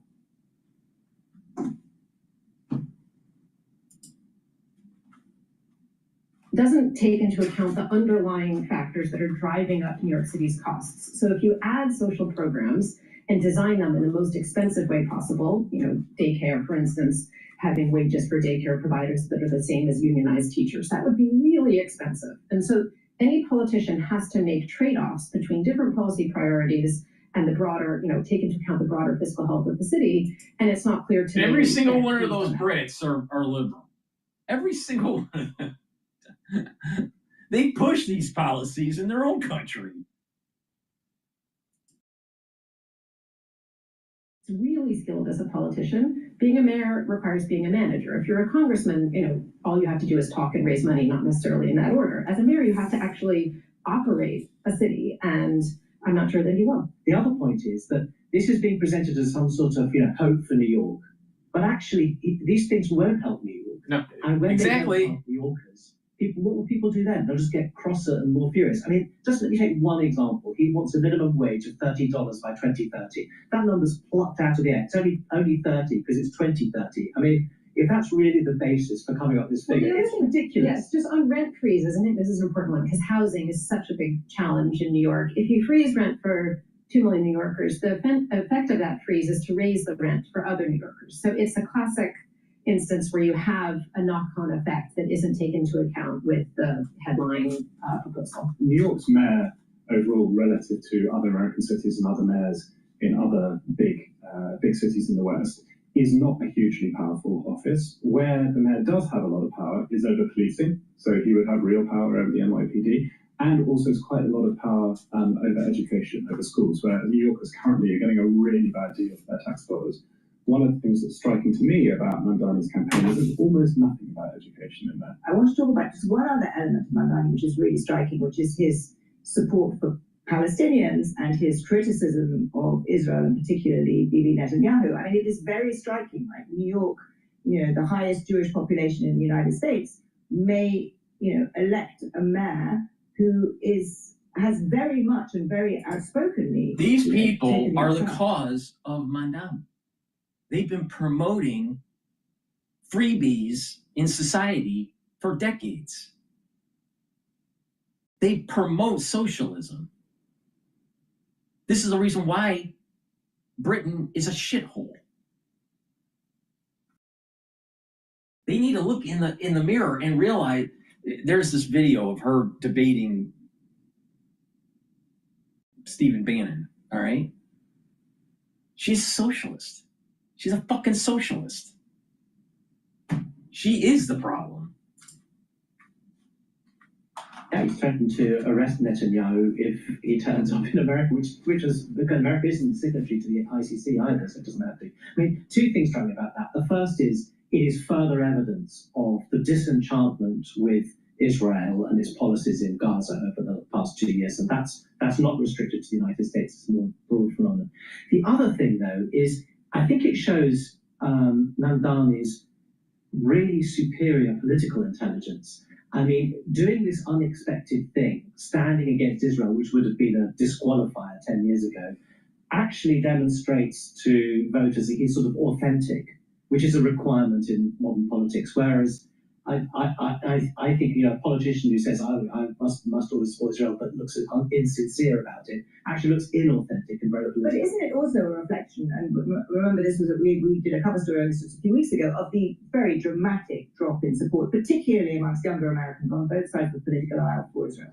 Yes, that's right. And it's particularly the case with Americans under the age of about 35, which are probably, they're probably going to show up for Zohar Mamdani next week in New York. The other thing I'd add, just in addition to what Ed's already said about the authenticity point, and I think, with Mamdani, it's a kind of performative authenticity, but as it is with authenticity is. Yeah, there's a point here what he says, about. I think he does, but he's a great performer, and people take that performance for his authentic self. I think, but there's been a decline in the ability of parties to act as sort of gatekeepers for their own candidates in primaries. And it used to be the case that either on the Republican side, pre-Donald Trump, or on the Democratic side until relatively recently, somebody in the party might have said, you cannot do this, it's disqualifying, you cannot have this approach to Israel, you cannot get through a Democratic primary like that. Now what we're discovering, I think largely because of changes in media, those gatekeeping functions that the parties used to perform just don't exist anymore. And so you can have a much wider spectrum of views than used to be the case.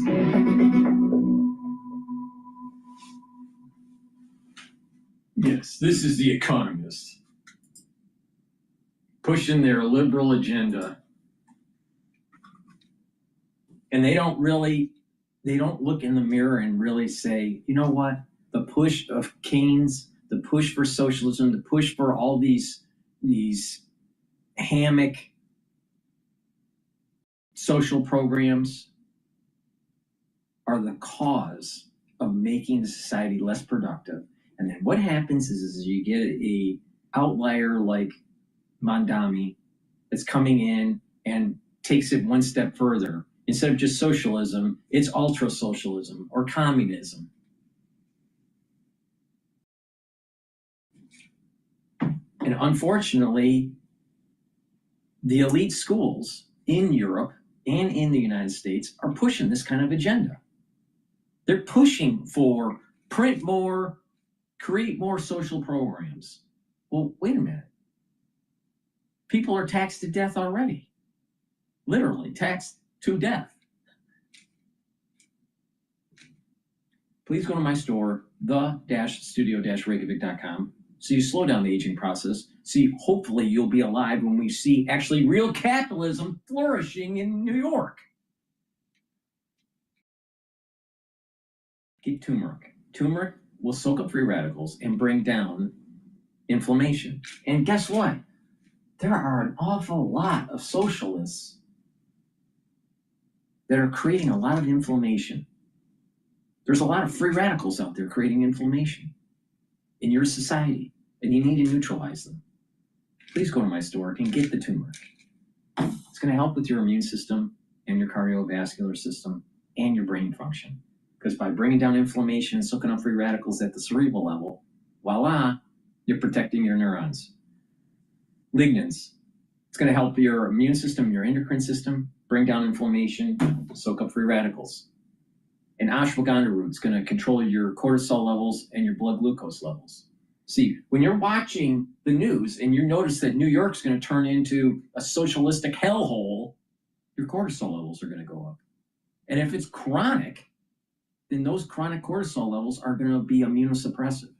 You want to bring that down. You want to bring back capitalism. To do it, to bring down that cortisol level, take ashwagandha. Bringing down that cortisol level, especially if it's elevated chronically, is immunosuppressive. You don't want to do that. You want to bring that cortisol level down and boost up your immune system. All right. By stacking these together, you're going to boost up that immune system. You're going to help your cardiovascular health because you're reducing plaque formation, and you're protecting your neurons by bringing down that inflammation at the cerebral level. Now, stack them together to get the max benefit. In addition, this is really important to take during the fall and the winter season. You know why? Because it helps to boost up your immune system. Now, lignans, turmeric, and ashwagandha can be stacked together and they're synergistic. Take them, and guess what? You do that regularly, and you're slowing down the aging process. So you will have the vitality to fight the socialists. Let's listen to Gerard Henderson about AI writing flood. For a leading space agency, ambition becomes reality with the power of Smartsheet. AI-enabled workflows keep teams and components coordinated so every mission stays on course. Smartsheet, helping workflow to make the impossible possible. Your personal finances start with you, but they support your entire home team. With Thrivent, your money can be a force for good for the people, causes, and communities you're most thankful for. Thrivent, where money means more. So, Seth, can you tell me what happened on Amazon with your book? As soon as it was published, it was swarmed by these crappy AI knockoffs that appear to have been generated algorithmically. How many do you think were actually listed on Amazon? There's more every day, it seems. They're sucking up a bunch of the content that's around the book or that's been published around the book, and then selling for $15 or $20 books that will confuse people so where they think they're buying my book, but they're actually buying this AI slop. So take a look at these two books. One of them is The Fort Bragg Cartel, Exposing Drug Trafficking and Murder in the Special Forces. That was written by Seth Hart. That was the guy that you saw at the beginning of this video. Seth's a journalist, but he's also a veteran. He's a lawyer. He might be the calmest guy I know. The second book, though, looks a lot like Seth's book, but it isn't. It's almost certainly an AI-generated book that was made to look as similar as possible to Seth's book in order to confuse customers. Around the time that Seth's book was coming out, he started keeping an eye on his Amazon listings. This is a really normal thing for writers to do, just to make sure, that they're near the top of their search results. And, you're just excited and you're nervous because your book is going to finally come out. People are going to get to read it, and you want to see how it's going to do. Seth knows that there were a lot of books that were a lot like The Fort Bragg Cartel, and they were all published in late July or early August. Really, they were all published around the time that The Fort Bragg Cartel started being noticed by critics and reviewers, and people might be searching for it on Amazon. Many of them have similar titles to Seth's book. Some of them even put Seth's name in the title, saying that it was inspired by Seth Harp or it was written with context from Seth Harp. Whatever the hell that is supposed to mean. And almost all of them had covers that looked quite a bit like Seth's cover. Seth's book has this really dark cover, a little bit of light in the corner, in these big, bold letters. I mean, it's not the most original cover, but you can tell when another book is trying to rip it off. And most of these books, frankly, looked like they were trying to rip Seth off. There were even a couple of books that purported to be biographies of Seth. So they were saying that they were going to tell the real story of the author behind the Fort Bragg cartel. Now, when I sat down and had a call with Seth to talk about this, I asked, just to verify, if he had ever been contacted by anyone who said that they wanted to write a biography of him. And of course, he said no, there is no real biography of Seth Hart. These are all fake, and they often feature AI images, which, by the way, don't even look like Seth. This is not a video about how Amazon is particularly evil. It's not really a story about Amazon at all. We'll talk about Amazon a little bit, but it's bigger than that. It's also not really a story about how AI is proving to be pretty bad for writers, people who are trying to make a living doing real journalism. Seth did everything you want a journalist to do. He spent 2 years writing this book. He was flying back and forth between Texas and North Carolina. I think he went a few other places to meet with sources. He was going through government documents. He was just trying to get any interview he could with anyone in the Special Forces or anyone who knew people in the Special Forces to try to piece together this story. The point is, this was a lot of work. But the video is not about how Seth in particular is getting screwed. It's about how you, as a customer or just as a citizen, that'll make sense in a minute, I promise, are also getting screwed by AI writing. We are currently getting flooded with AI writing, and I want to talk about that. There have been fake books for nearly as long as there have been books. As soon as people started taking the time to write books, people started counterfeiting them or producing illicit copies or selling them. As soon as we started protecting things with things like IP law or copyright, people started violating that because people will do things that are illegal or immoral in order to make a quick buck. And Amazon has had fake books for a long time too. I mean, Amazon has a general problem with fake products on their platform. What we see now, though, is a dramatic increase in scale. Using AI tools, whether that's ChatGPT or Claude or any other sort of open access generative AI system, using any of these systems, one person could produce massive numbers of fake books based on any title that they think is going to do well, and they could start listing them on Amazon. And I think I understand what the business model is here. This is speculation, but I think it makes sense. One person can use AI to generate, let's say, 10 fake books that are based on what they think is going to be a bestseller. They then give it a similar title and a similar cover. They throw it out on Amazon using Kindle or print-on-demand services, so they don't actually have to manufacture the book.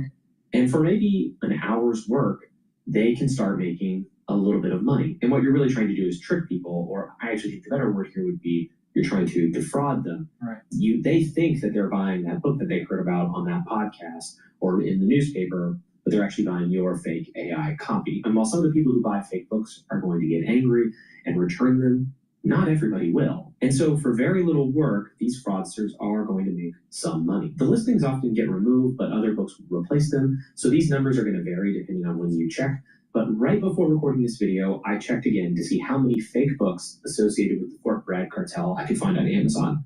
And I found 47 fake books. Right now, Seth's book is a New York Times bestseller. It's been a bestseller for 2 weeks as of this recording. It's doing very well, and that attracts a lot of attention. And so I don't think it's unreasonable to think that these fake books, some of them really are selling and making people real money. Any book that these fraudsters think might be successful, they can create fake copies of it and then put it on Amazon and try to make some money. Here's an example that I found earlier this year. So Ezra Klein and Derek Thompson wrote a book called Abundance, and it has been a bestseller all summer. About 2 weeks after that book was published, I found another book that was being listed on Amazon, and it was called The Politics of Abundance, Building a Future of Prosperity and Progress, something like that, with inspiration from Ezra Klein and Derek Thompson. So they even put Ezra Klein and Derek Thompson in the title. They also had a really similar cover. It had this kind of half globe thing that was meant to be like the earth is thriving and abundant and beautiful and progressive or something. It had the same vibe, and if you didn't look too closely, you might even think they're the same book. And that book was listed under a fake author's name, Ezekiel Thompson.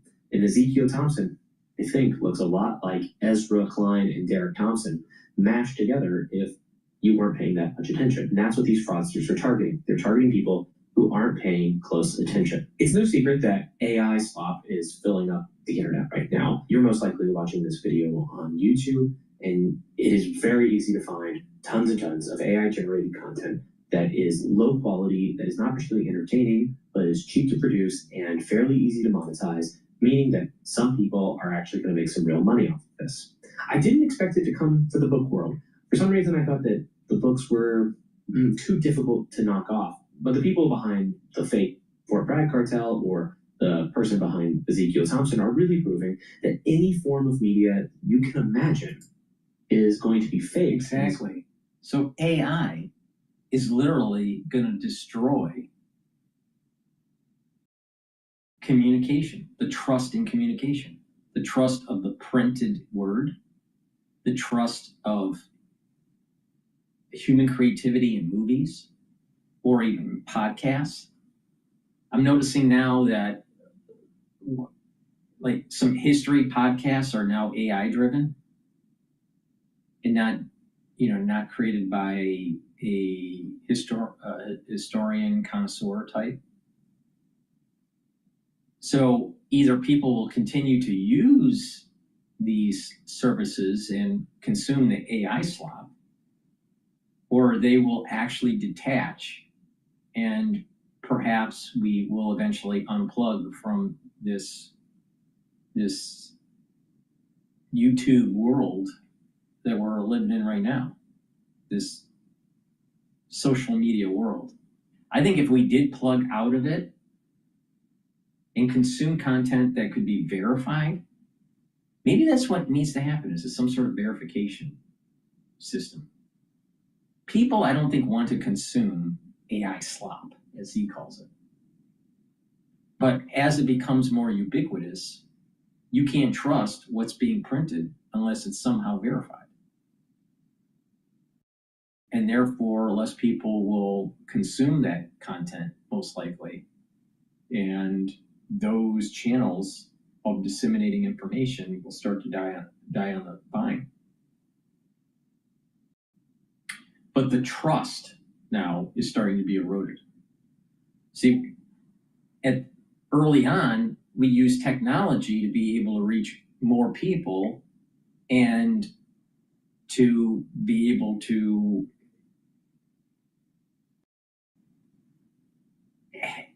it would be a marketplace of ideas, not a marketplace of ripoffs, right? So basically what has happened is that Amazon and even YouTube is turning into just China ripoffs. Now, I'm not saying that China's doing the AI slop. I bet in some cases they are. But there are other people that are just, creating AI slop. But I think if it's pervasive, I think eventually there's going to be a negative feedback loop where people will stop listening to content. I prefer to listen to a human voice, not an AI-driven voice. I prefer to watch documentaries that look like there is human creativity in it, not AI creativity. But other people may not care. Maybe I'm an outlier. I don't know what the percentage of people are that wants to watch human content versus AI content. But I suspect that when the quality starts to go down, when the facts are loose with what's being published, that within a short amount of time, within a few years, there may be a negative feedback loop that reduces actually viewership. And that might be a good thing. I mean, I stopped reading ebooks. I only read regular books. Okay? Go to your library and read books. There's nothing wrong with that.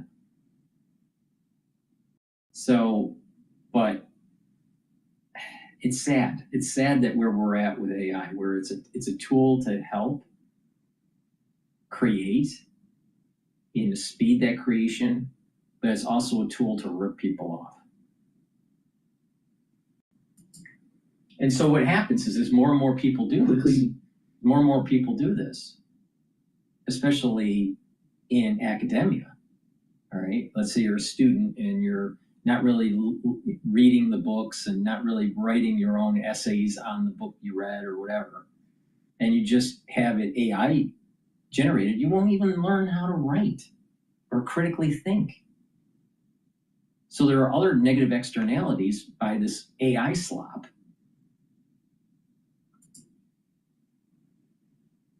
Overrun with AI slop. And at the root of this, what I think is happening is that people want to find a way to make quick and easy money.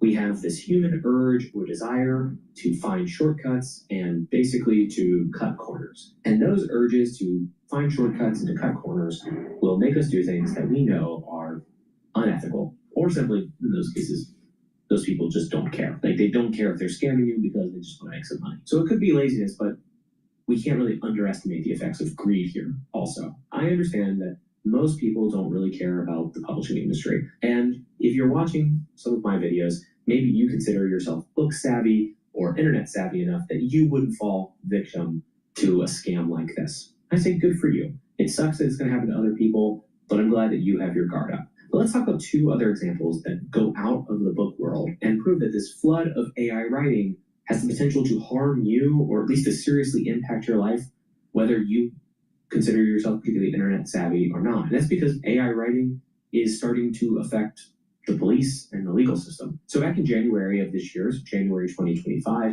there was an article that was published on a Department of Justice website that was all about AI-generated police reports. And apparently police reports take up an awful lot of cops' time. Whatever the number is, I'm sure that many cops think to themselves, man, I wish I didn't have to spend so much time doing paperwork. In fact, one police chief in Boulder, Colorado, called AI-generated police reports one of the most exciting innovations that they had ever seen in policing, because it would free up officers' time to go and do things that they thought were more important. They called it proactive policing. There are a few different products that are being marketed to police officers and police departments to help them write their police reports.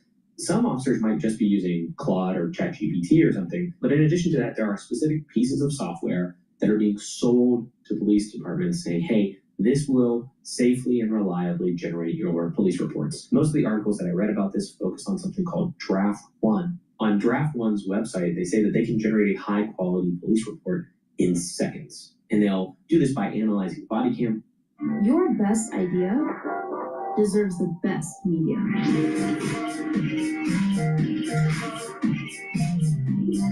Access an award-winning stock library from a global community of artists. And they'll do this by analyzing body cam footage, and also the audio from that. It was a little vague on whether or not it actually does some kind of like machine vision or if it's just based on the audio, but it takes those files and then it will generate what it says is a high quality report. But there is one major problem with a piece of software like Draft One. Everybody at this point knows that AIs hallucinate, that simply put, they make stuff up. The Electronic Frontier Foundation is a civil liberties organization that is dedicated to protecting our rights online. They investigated Draft One, and they found that there were some serious problems with the safety features that are included with that software. Namely, there's no way to tell in the final report what was written by an AI and what was written by a police officer. The fear is that this could actually This falls into what I was saying about the Biopatriot Act. All right, and that is that there's an over-reliance of AI systems. There's this surveillance state, and that what happens is your civil liberties starts to become curtailed, and it now becomes a minority report kind of thing, where you have systems that will use predictive algorithms to determine thought crime, all right? Well, on top of this concept of thought crime with Minority Report, you also have an over-reliance of technology by the national security state or police municipalities that may get it wrong. Things may fall through the cracks and just get it wrong and cause civil liberty issues during the whole legal process.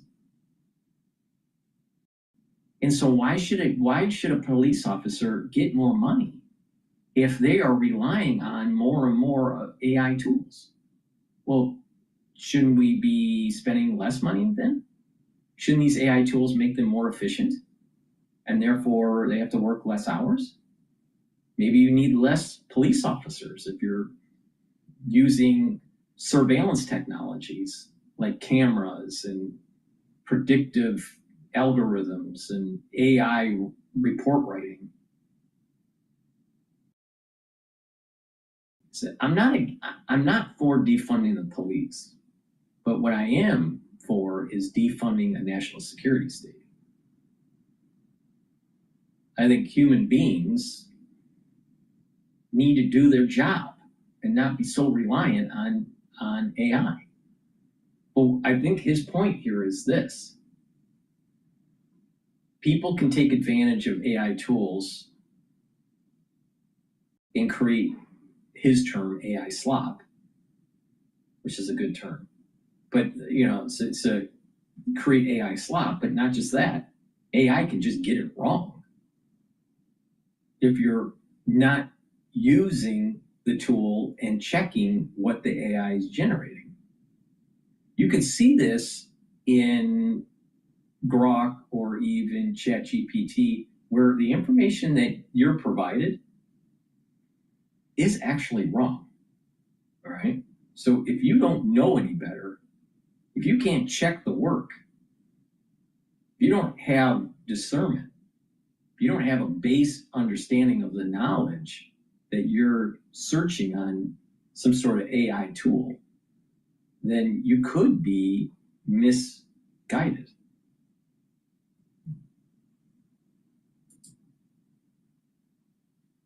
Perjure themselves in legal proceedings. It means that falsehoods and misleading statements about some, a criminal proceeding or about some event could be entered into the record. This could be a problem because you might get a mistrial or something like that, or it could mean, in the worst case, that someone is wrongfully convicted because of a false police report.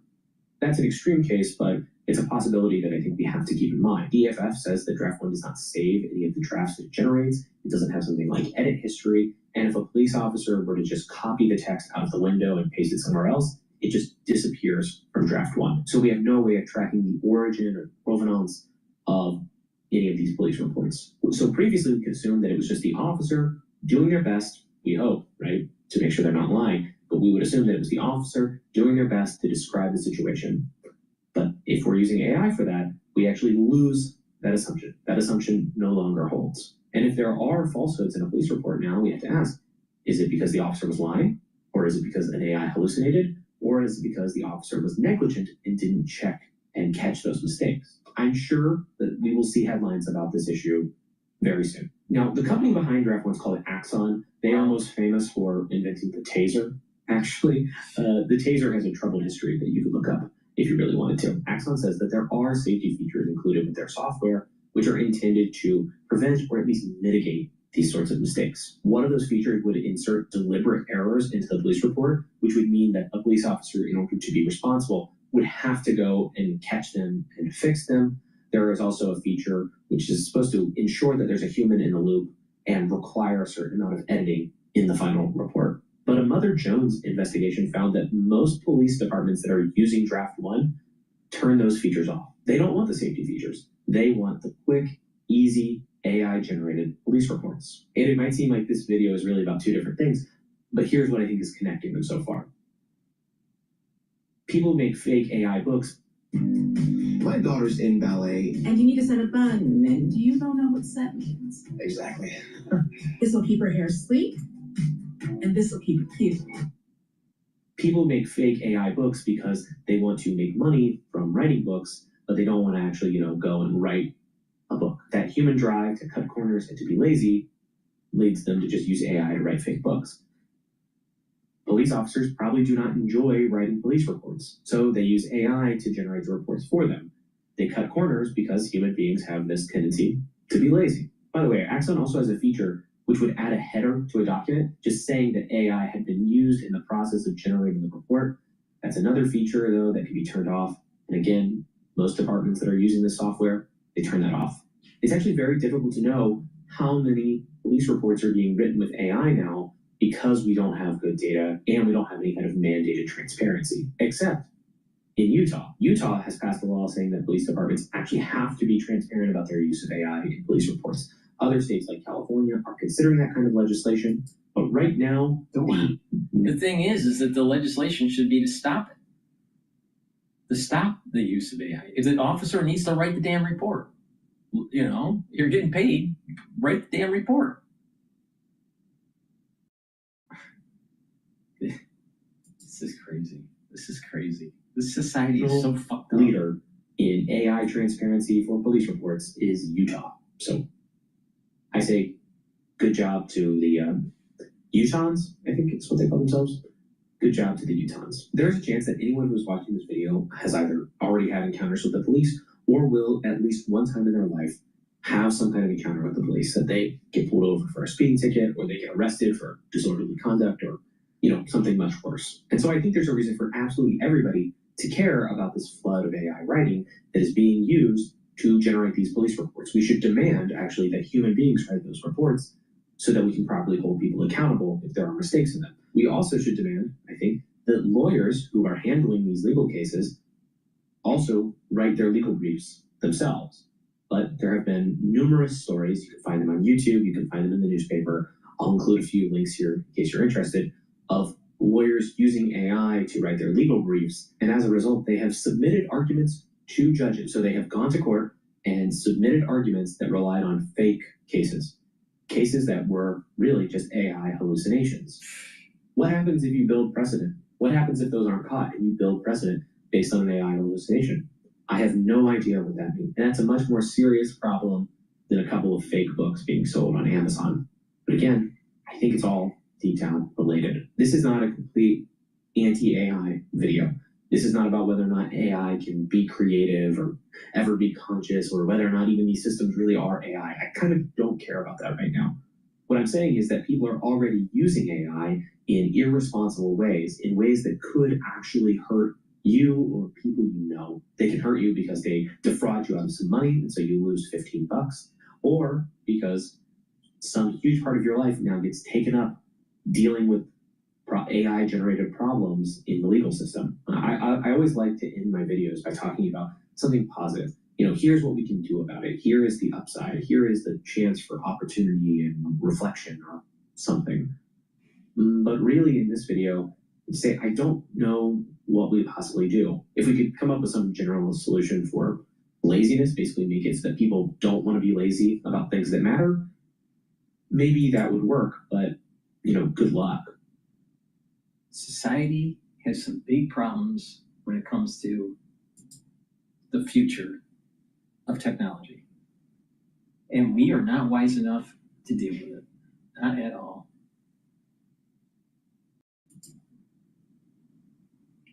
All right, last, let's take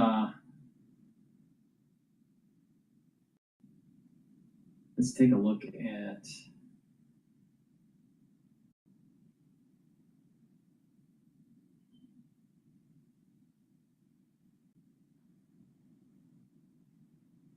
The Spectator about Prince Andrew in exile. Nirvana's the Hi, I'm Samir Adwani, Commissioner of Major League Pickleball. Nirvana is a seamless travel booking system that you can use for your entire company.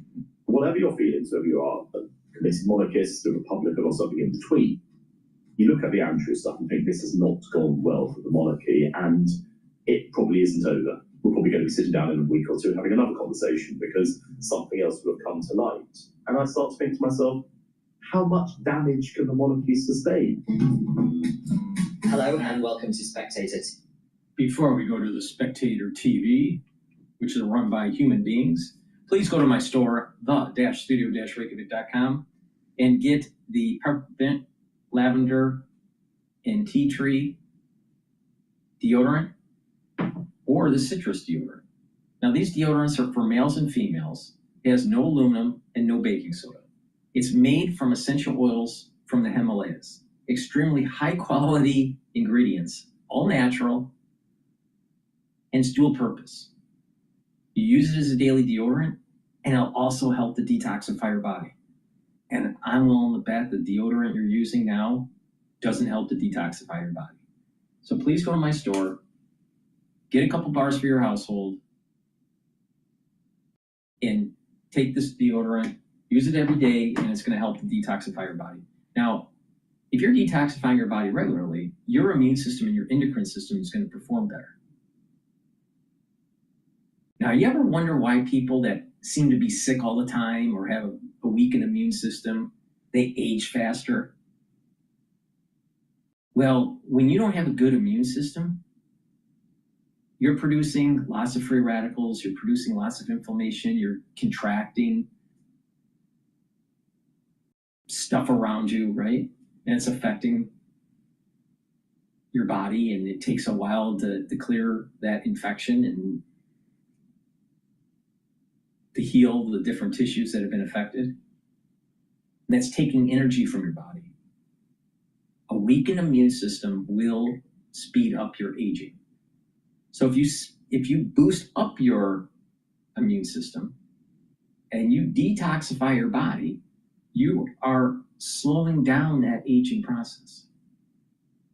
Now, if you do other stuff like soak up free radicals and bring down inflammation and all this stuff, then you're attacking the aging process in multiple vectors and slowing down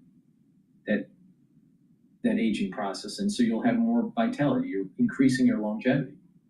It's a very simple concept, but most people don't do it. And that's the sad thing. It's something so simple. And if you just follow what I have if you just follow what I do, you get the products on my store, and you stack them the way I tell you, you're going to slow down the aging process and boost up that immune system. So please go to my store and get the very high quality deodorants that I have. Make sure you use discount 5 and you get $5 off. With that said, let's go back to Spectator and find out what's going on with Prince Andrew. I mean, just Andrew.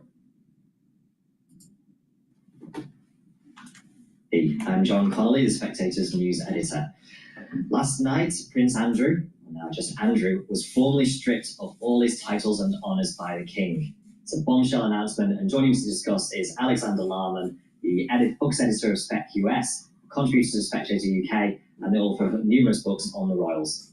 Late last night, the palace released this historic statement. It was quite terse, it was quite short, but I'm just going to read the first couple of lines for you. So they're saying, His Majesty has today initiated a formal process to remove the style, titles, and honours of Prince Andrew.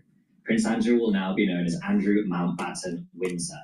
Now, listen to that, when you first read to that statement, can you maybe get across to viewers how significant, how big, how historic this is? Well, I think it's fair to say that it's been a very tumultuous year, it's been a very tumultuous half decade for the royal family, and this might be the most significant development yet, because the royal family is known as a firm for a reason. It's essentially a very close-knit organisation that specialises in making sure that its members are protected. And for a member, an integral member, such as Prince Andrew, to essentially be thrown to the wolves like this is an extraordinary development, because ultimately the royal family are now saying, we do not believe what he has said, we no longer believe that he's been telling the truth, and therefore we are going to cast him out. Because every single time before now, he's been cast out, there's been some layer of which he hasn't quite penetrated. So in 2019, after the disastrous Newsnight interview, he gave up his royal patronages. In 2021, after the Queen paid off his hush money to Virginia Giuffre, he was stripped of more things. And then recently, he agreed to give up his title of Duke of York, and he agreed to give up his Order of the Garter. None of this has been quite enough. And we can now see that the final solution has been very simply to stop him being a prince. In fact, he's now going to be known as Mr. Andrew Mountbatten Windsor, or Andy Windsor to his friends. It's enormously significant as a development, because what this means is that essentially he is no longer a member of the royal family. He is by birth, and that's about it. And so it's been said he's going to live in this presumably quite modest accommodation on the Sandringham estate. And it's interesting, because just a couple of days ago, a big story, which I actually wrote about the Spectator, was that he was negotiating where he was going to live next, whether he was going to go off into Frogmore Cottage where Harry and Meghan used to live, and if he would leave Royal Lodge. And now that has been very much taken from him, and it's not his decision anymore. How big a blow do you think this is to Andrew personally? Do you think he sees this as a humiliation now? I don't feel sorry for Andrew per se, but I would I'd hate to be him this morning. I mean, imagine, despite your money, despite your more protection your formerly royal status offers you, he's the most hated man in the country at the moment. And the headlines are absolutely devastating. I mean, The Sun went with Andrew, formerly known as Prince, which is quite a nice line. And I think when I first heard the news yesterday, which was around 3:00 p.m. New York time, immediately I thought that he needs to be on suicide watch, because I would not be surprised that as things start to devolve in his life, that he will commit suicide.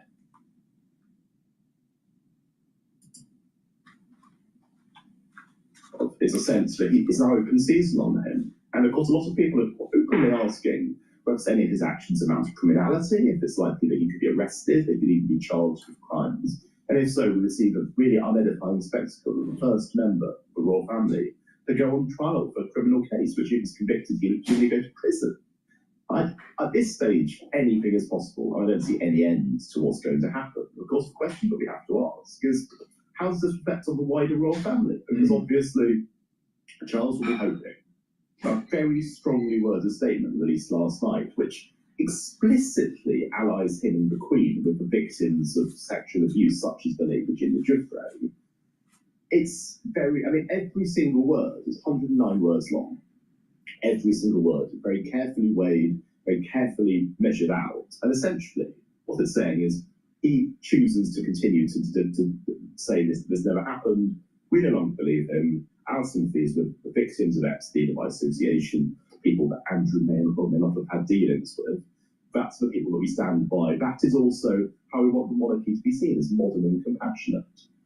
I don't know if that's enough. I don't know if this has come too late, because I feel that this should have happened in 2019. It should have happened 6 years ago, after that Newsnight interview, where it's obvious Andrew was lying, that he was not being, actually say, forthright about what's actually happened. You have to say now, well, what's next? Is this enough for the royal family? I don't. I think that's a very interesting point to make. And when you were talking there, you think, yeah, 2019 was that Newsnight interview. It seems seems an age away, but really, I mean, there's been a lot of Bitchute stories. There's been Virginia Giuffre's memoir. There's been about peppercorn rent at Royal Lodge, but in reality, not that much has changed. I mean, has it really? Like, we've known for a long time that Andrew's had an inappropriate relationship with Jeffrey Epstein. Yeah, I suppose if there is a backlash, do you think it's because the palace didn't act soon enough, basically? Well, I think the questions we have to ask at the moment are the royal family and their addiction to secrecy. Because, I mean, what we've noticed is that the royal family have never been very forthcoming about anything to do with financial affairs, and that's why, when it was revealed he never paid any rent on Royal Lodge, lots of people will be thinking, why didn't he pay any rent on Royal Lodge? And of course, the question of how he's been funded is very much, it's a live issue, because we know from the Andrew Lowry book that came out a couple of months ago entitled, that Andrew may well have had fairly dodgy business dealings when he was a trade envoy. So in other words, it may well have been that he's essentially been taking backhanders from various dodgy Middle Eastern and Far Eastern potentates in order to sustain his lifestyle. This may or may not be true, but what is certainly true is that Andrew, who has repeatedly been described as the late Queen's favourite child, which must make the other children feel a bit sad, because they're not the ones going around, having an inappropriate relationship with teenage girls. But the point is that Andrew now is, I can't see any way back into any kind of public life for him. I can't see if he would want to get back into any kind of public life, because I said this actually when I was on the show last time. If you put Andrew on Windsor High Street, he gets torn to pieces.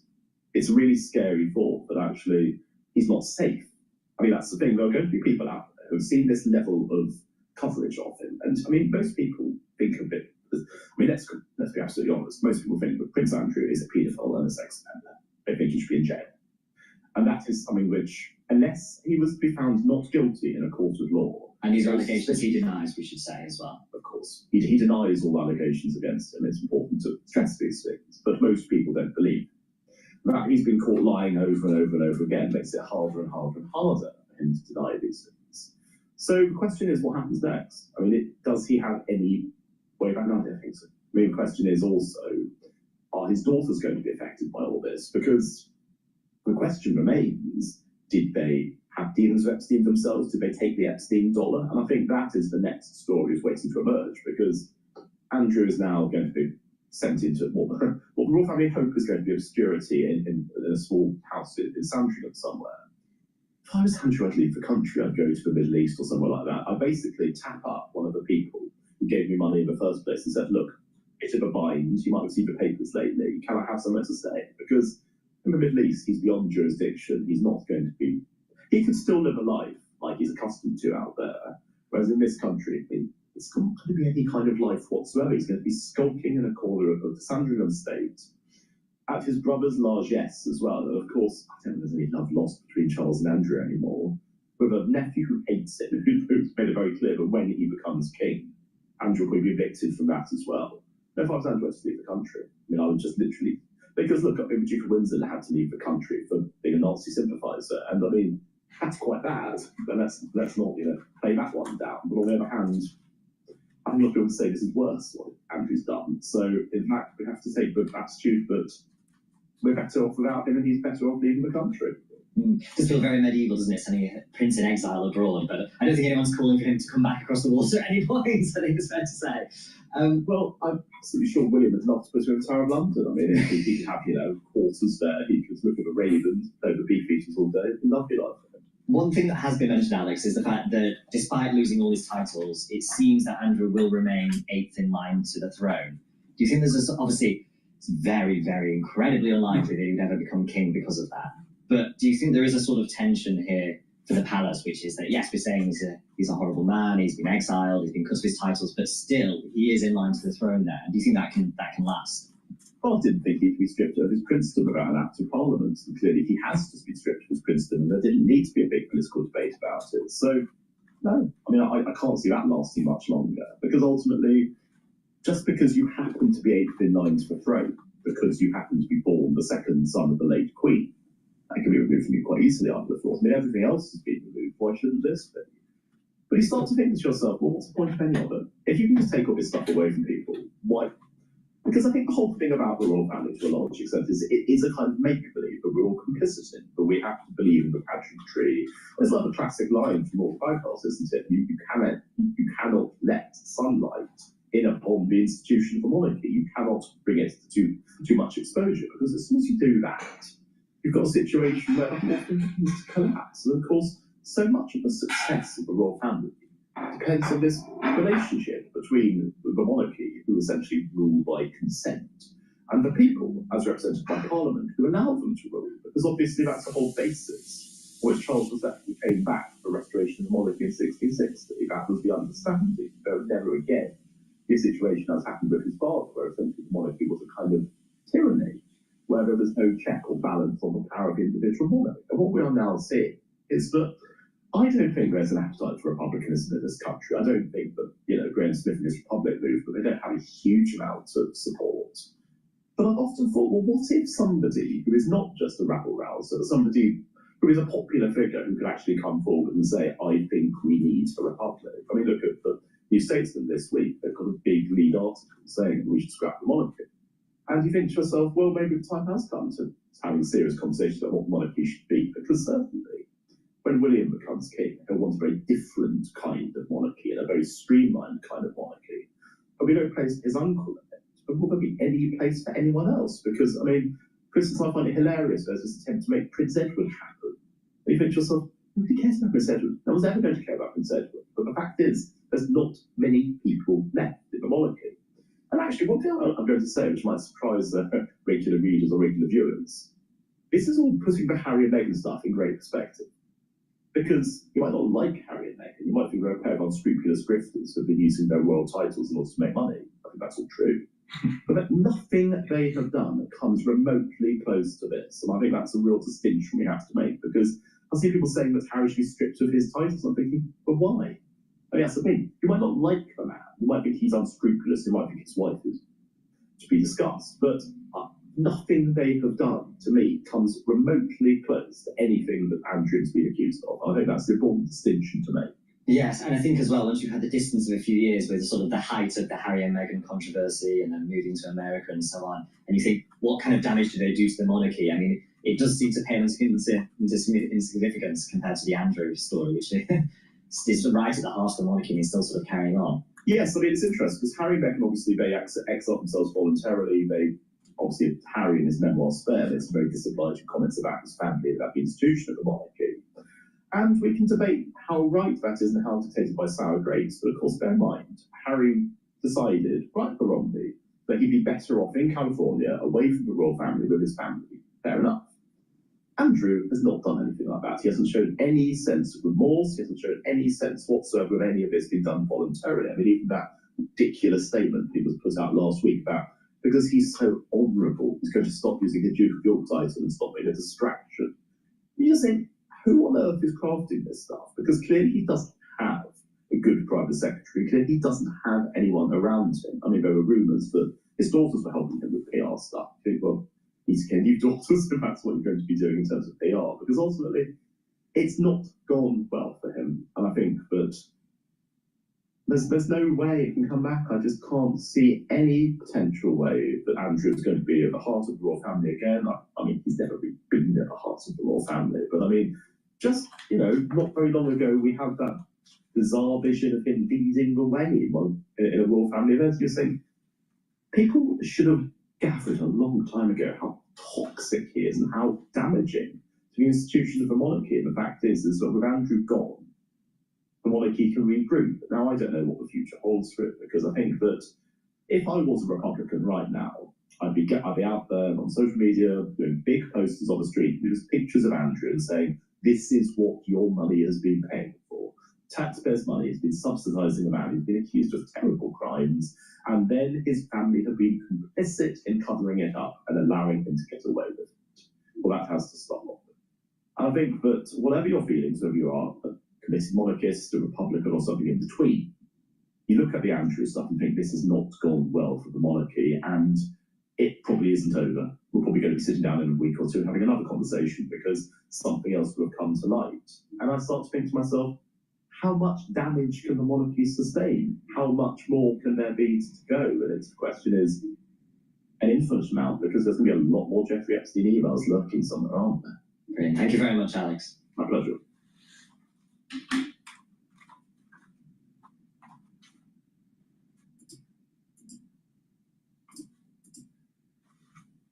The British monarchy seems to be like a soap opera.